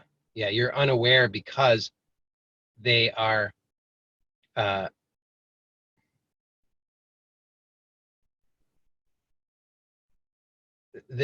ways that you have learned to manage your experience. So at some point earlier in your life, there was some experience that occurred, and this is what I was talking about with superstition. Okay, so you get through the experience, and it was an experience that was challenging in some way. You get through the experience, and you don't know how you got through the experience, but your nervous system is now superstitious, and it says, okay, in order to get through that experience, what I have to do is I have to do this tension here that results in the headache, and I have to press my tongue in this way. And how I am able to reverse that? Yeah. So, well, in the case of what I guide you in the somatic training is you fundamentally it's just about slowing down. But in specific, in the training, I guide you to lie down on your back. You can do it on the floor or in bed, whichever is. You do it on the floor if you can do it comfortably. Otherwise, you do it in bed. And you very, very, very slowly rotate the head to the side and then facing upward again. And you do that so slowly that, and observing how you can soften so that you discover directly what you've been doing and how you've been doing it. You can't perceive it otherwise. I mean, you could, but it would be very hard. But when you just do that, just lie down on your back, very, very slowly rotate the head. You will discover where you'll feel pulling and discomfort in your throat and neck and head and shoulders and chest. And as you continue to do this very, very gently, very slowly, and and increasing the ease, then you're discovering your habits of making unnecessary effort. And that's why I talk about seeing, because when you see, I'm not literal seeing, but seeing, perceiving, recognizing. You recognize through direct experience what you've been doing, and then you are able to recognize that so that you have a choice. And choice another way. Yeah. And so the benefit of it is there are many benefits. I mean, on many different levels. I mean, for one thing, it can remedy the headache and whatever other discomfort you might be experiencing. When you're able to correctly recognize what you've been doing, then you don't have to do it anymore, and that can resolve the discomfort. And then, more importantly, I would say, is that it gives you clarity on what it is that I've been talking about, which is that you start to recognize there's a continuity of your recognition of how your intention translates into action, so that you don't have unnecessary effort that's interfering. Because, for example, you don't want to have a headache, right? You don't like having a headache. I have a lot. I am accustomed. Yeah, but you would prefer not to have a headache. Yes, sure. Yeah. And so you have a desire to be living your life, to be sitting, standing, walking, and that's your intention. But your nervous system has learned that in order to do those things, it has to also do these other things, which result in a headache. Mm-hmm. And those other things that it has learned to do, they're actually not necessary. But it does them because it's superstitious, because it doesn't know that it doesn't need to do those things. So when you get clarity, then what happens is now you can take your intention, which is, I want to stand, I want to sit, I want to walk. And that translates into action efficiently, so that you're not doing the unnecessary things, and therefore you don't have to have the headache. And do you have a video or course about that? Yeah, it's I thought you were on my email list. I've been sending out emails about it the last couple of days. You can, if you're getting the emails, just check I don't think I sent a link yesterday, but the days before that, I sent a link to it. It's $10. So it's a good deal. And if you do it, I actually also am offering a guarantee. If you do it and you ask questions on each of the lessons and ask me for help, and you don't have a positive experience with it, I'll give you double your money back, because I know it will work. I just want people to do it, and I want people to ask for support so they can get the support, because it's very effective. But the point is, you don't have anything to lose other than, you know, a little bit of time invested.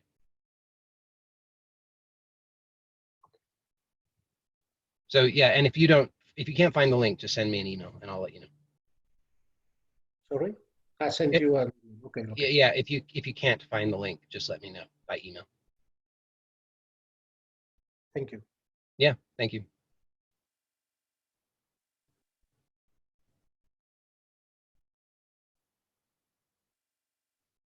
Anybody? Joey? Yeah.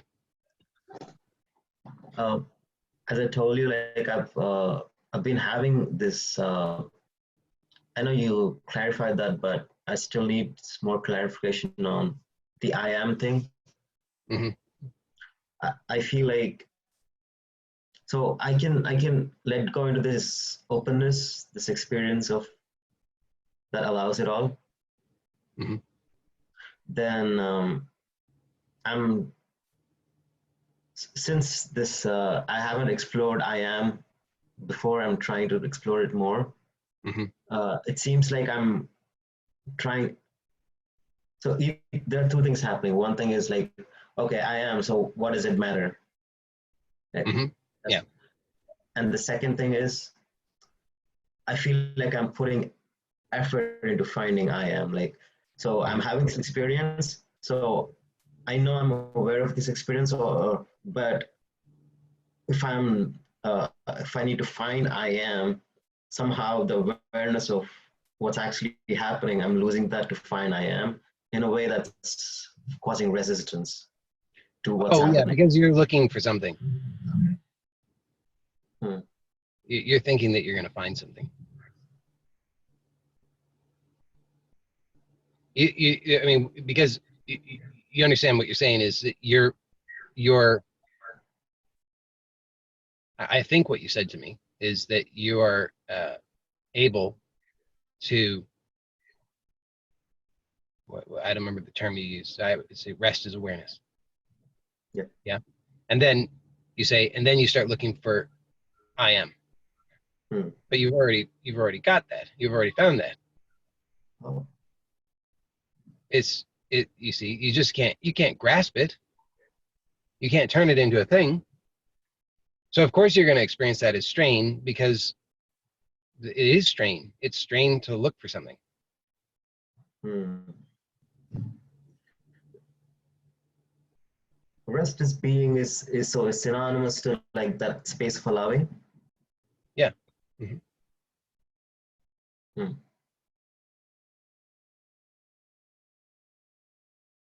And it's very, I think it's very common. I mean, it was certainly my experience. I had a similar sort of thing where that's what I was just talking about earlier when I said I could toggle it on and off. I could just rest as awareness, or I was in my life seeking. And the challenge is that we want to be able to rest as awareness and function efficiently. Hmm. So in order to do that, what I'm proposing is that we have to explore from awareness. So we have to come to 0 point and then get clear on how that expresses in multiplicity.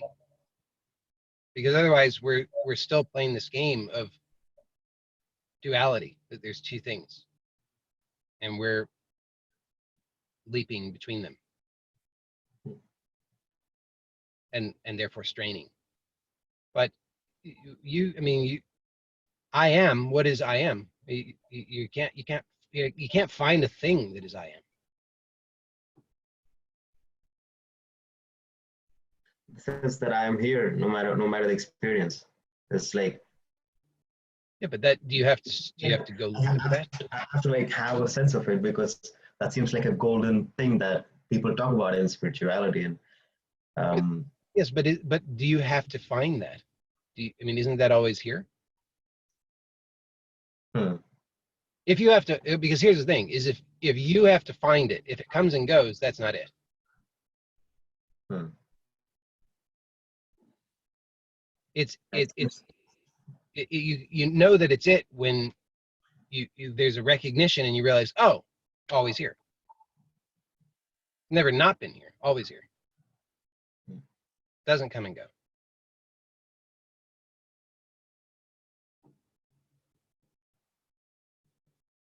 Yeah, there's still this unease and sense of lack of um, satisfaction of that might be, but I'm not really clear on that.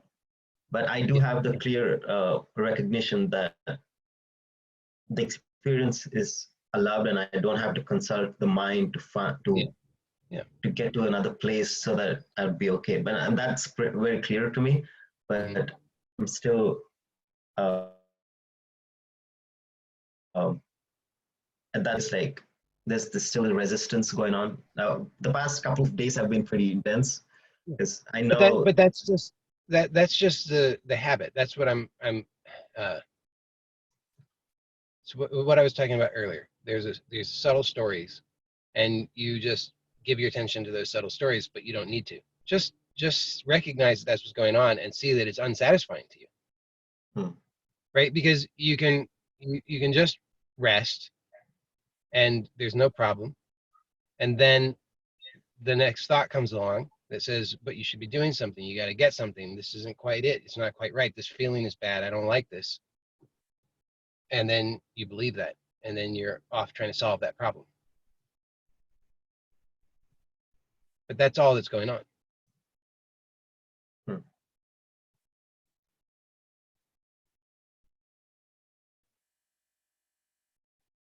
I just want to clarify one last thing, that is, so if I allow the experience to be as it is, rather than consulting the mind, and just know that so this is where I'm at. This is the bridge point. Like I can allow the experience. This is do this, and I'm actually like shutting down all the effort to get to this. But again, there's this effort to find the being. So we are saying this it's synonymous to that allowing space. Yeah. So I don't have to do anything else. Yeah, like, because when I'm talking about being, I'm not talking about. So you're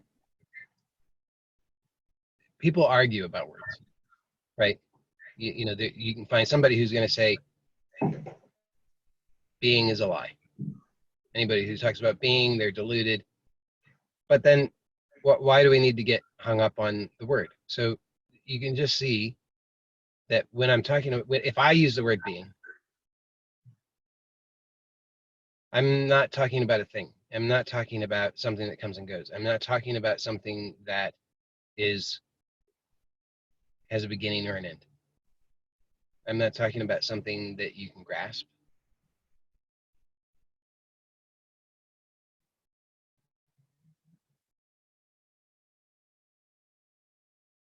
It's just a pointer. That's it.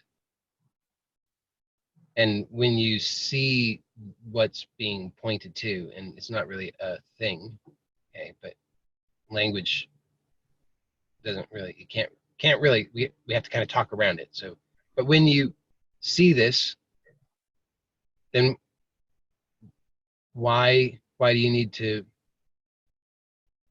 then grasp for more concepts?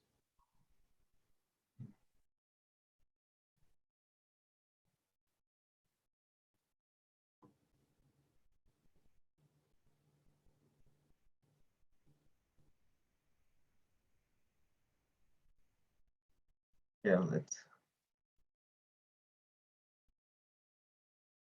it's one of those things that the mind tricks into. I know that it's just, I don't know, there's a sense of void still, so that I'm paying attention to the mind, into finding what that might be. But yeah, it's been pretty uncomfortable, and I feel like all the realizations, and it's all gone, and back to confusion, and Mhm. and again, like back to square one kind of thing. And Yeah, that's good. It's good because it's when you think you know something, then you're deluding yourself.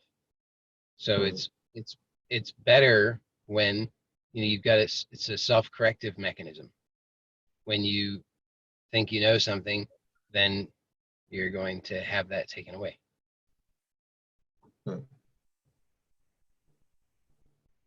I mean, what you're saying though seems perfectly normal. It seems like that's to be expected. And if you really are honest about it, you'll see that your story about it isn't really true. When you say back to square one, what's actually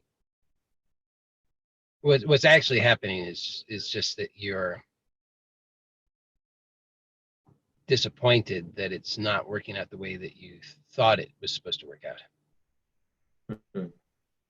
Right? I mean, you thought that if I do all these things, then I'm going to have this experience that I think I'm going to have that's going to be good, according to me.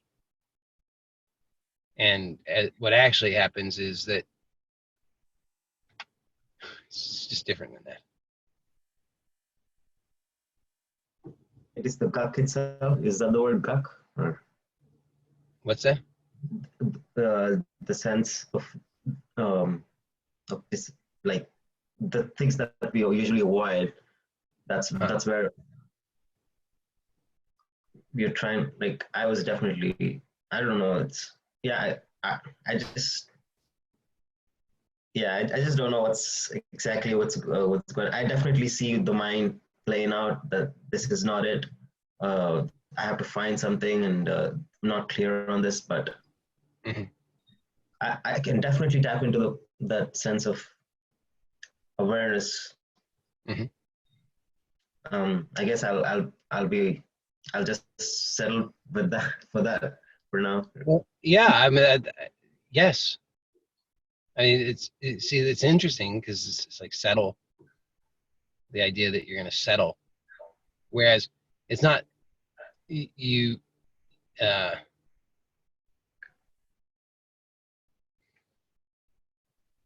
Well, it's just interesting, but I wish I could explain it well, but what you're describing is I recognize this phenomenon, and it's very normal. It's just like a layer of, when a certain layer of the story is seen through, then we I don't know how to describe it. It's such an interesting phenomenon, and it's one that I see over and over and over, and I should have a better description of it, but it's. Is it looking for a new layer? What's that? Is it looking for a new layer to put over Well, it? no, it just applies the same. It just applies the same. It's just because it applies the same stories to whatever's happening. So it's the same. It's just the same story. It's like whatever this story is, it's a familiar story. It's, oh, here I am again. You said back to square one. It's like, but it's not the same. This has never happened before. What's happening now has never happened. This has never ever happened. So it's not square one. It's not. There's no squares at all.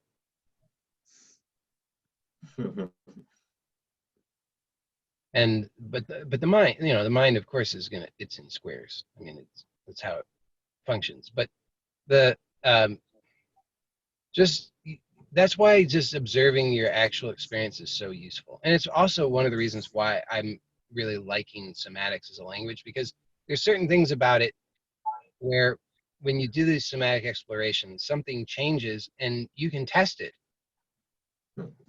right? Because your mind will tell you, oh, yeah, okay, here's what happens with the somatic exploration. You do the exploration, something shifts, you have some kind of discovery, and then 20 seconds later, mind says, yeah, doesn't matter. It could be the most mind-blowing discovery, and then, or release, and then the mind's just like, yeah, whatever, big deal, and it's off looking for solutions to imaginary problems again. But then you can test it because I have done this. Am I crazy? What's going on?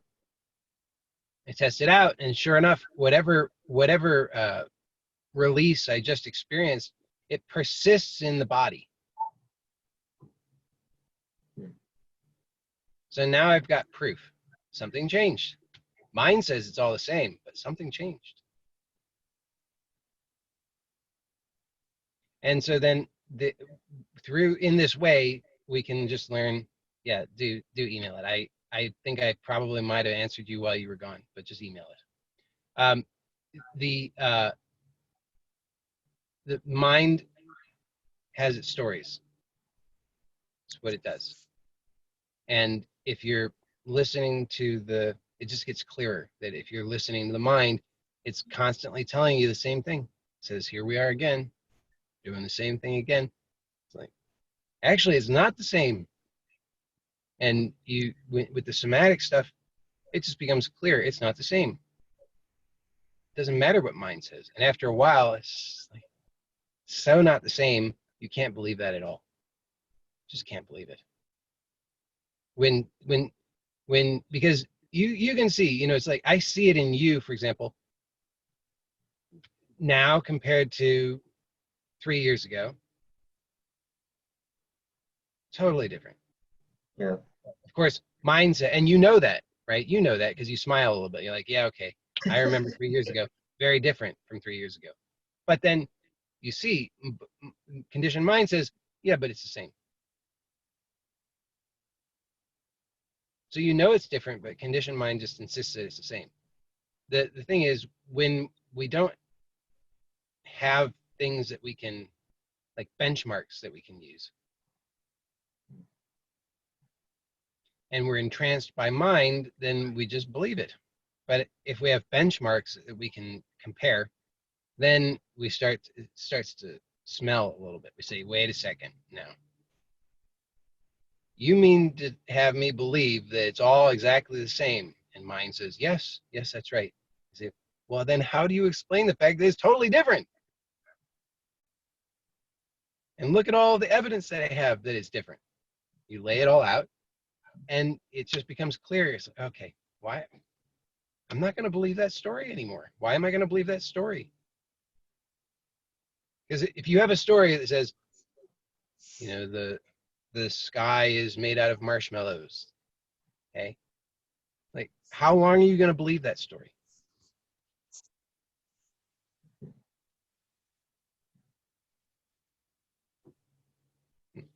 I mean, when you have no evidence whatsoever that the sky is actually made out of marshmallows, you're not going to believe it for very long. Maybe now you haven't been outside of your room for a couple of weeks, and you say, well, maybe it's made out of marshmallows, but then you go outside and you realize, wait, it's not made out of marshmallows, so you're not going to believe it. And it's the same here. Is as long as you're not actually looking,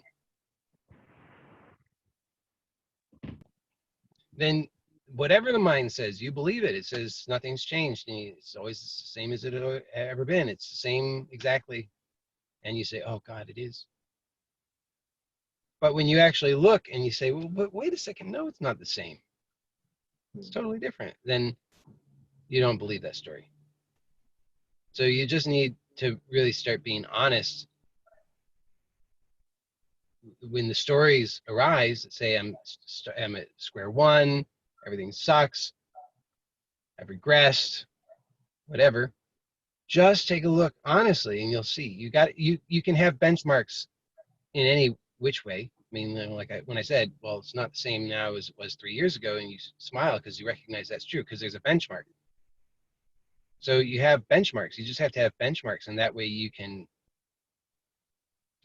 compare your benchmarks to what the story is saying. The story says it's all the same, and you look, well, no, it's not. Okay, so who's going to win, the story or the evidence? I mean, this evidence.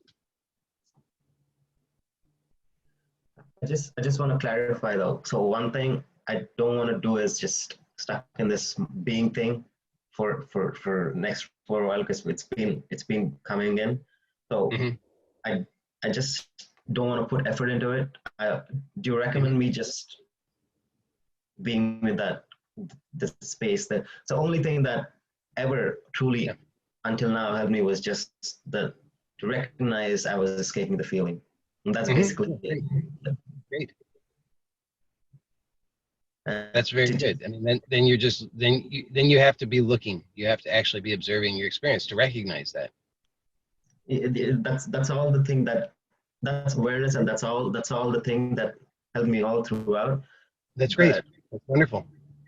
Yeah. But I'm exploring more. I want to know what being is. Is the thing. But that's just an idea.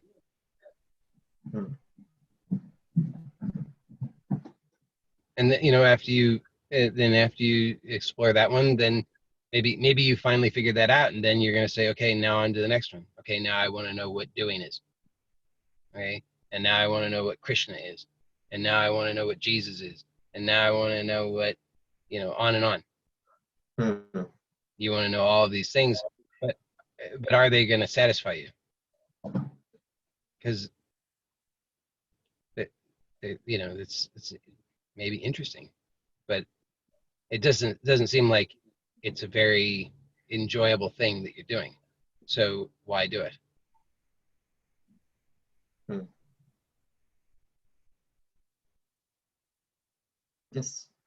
I just know that I don't have to pilgrim my mind, and I can allow my experience to be as it is, and that has been transformative. That's very satisfactory. Yeah. Well, there you go. I mean, I would say go with what satisfies. Go with that. Okay. I guess that answered the question. Yeah.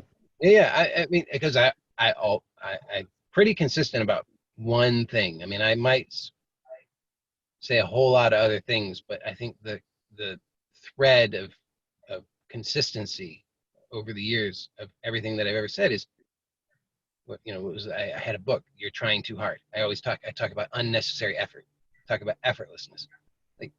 So really good guideline is, are you making effort? Are you straining? Are you trying too hard? If so, don't do that.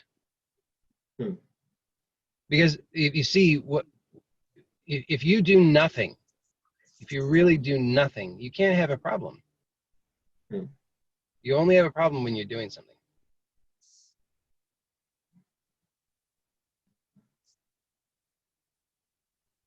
So if you're causing yourself a problem because you say, oh, I need to know what being is, but every time I try to see being or notice being or observe being, I'm straining and it's uncomfortable. Well, don't do that. Right. Or if you really determine that you've got to observe being, okay, see if it's possible to do that without any strain. Just let that be your exploration in general. Can you explore your life with no strain? Whatever's happening, wherever you are, can you just experience your life without strain?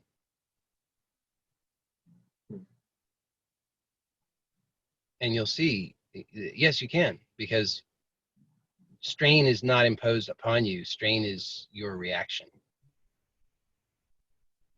So, told you about, so what? So, I'm being, so what kind of thing. Like, it doesn't matter because it's. No, of course it doesn't matter. That's what I'm saying, is that the direct experience is already clear. You don't need to have an idea that you can grab hold of. You don't need to have a story about it. The story would never satisfy. Yeah, it's been tiring to do that. The past few days have been pretty like I've been consumed by this. Well, good. Don't do it anymore. Yeah, I really had to ask this, but yeah, I see that how that trips everything. Yeah. Good. And now it's I got to get out of the car. It's been 2.5 hours. All right. Thanks. Thank you, everybody. See you next time.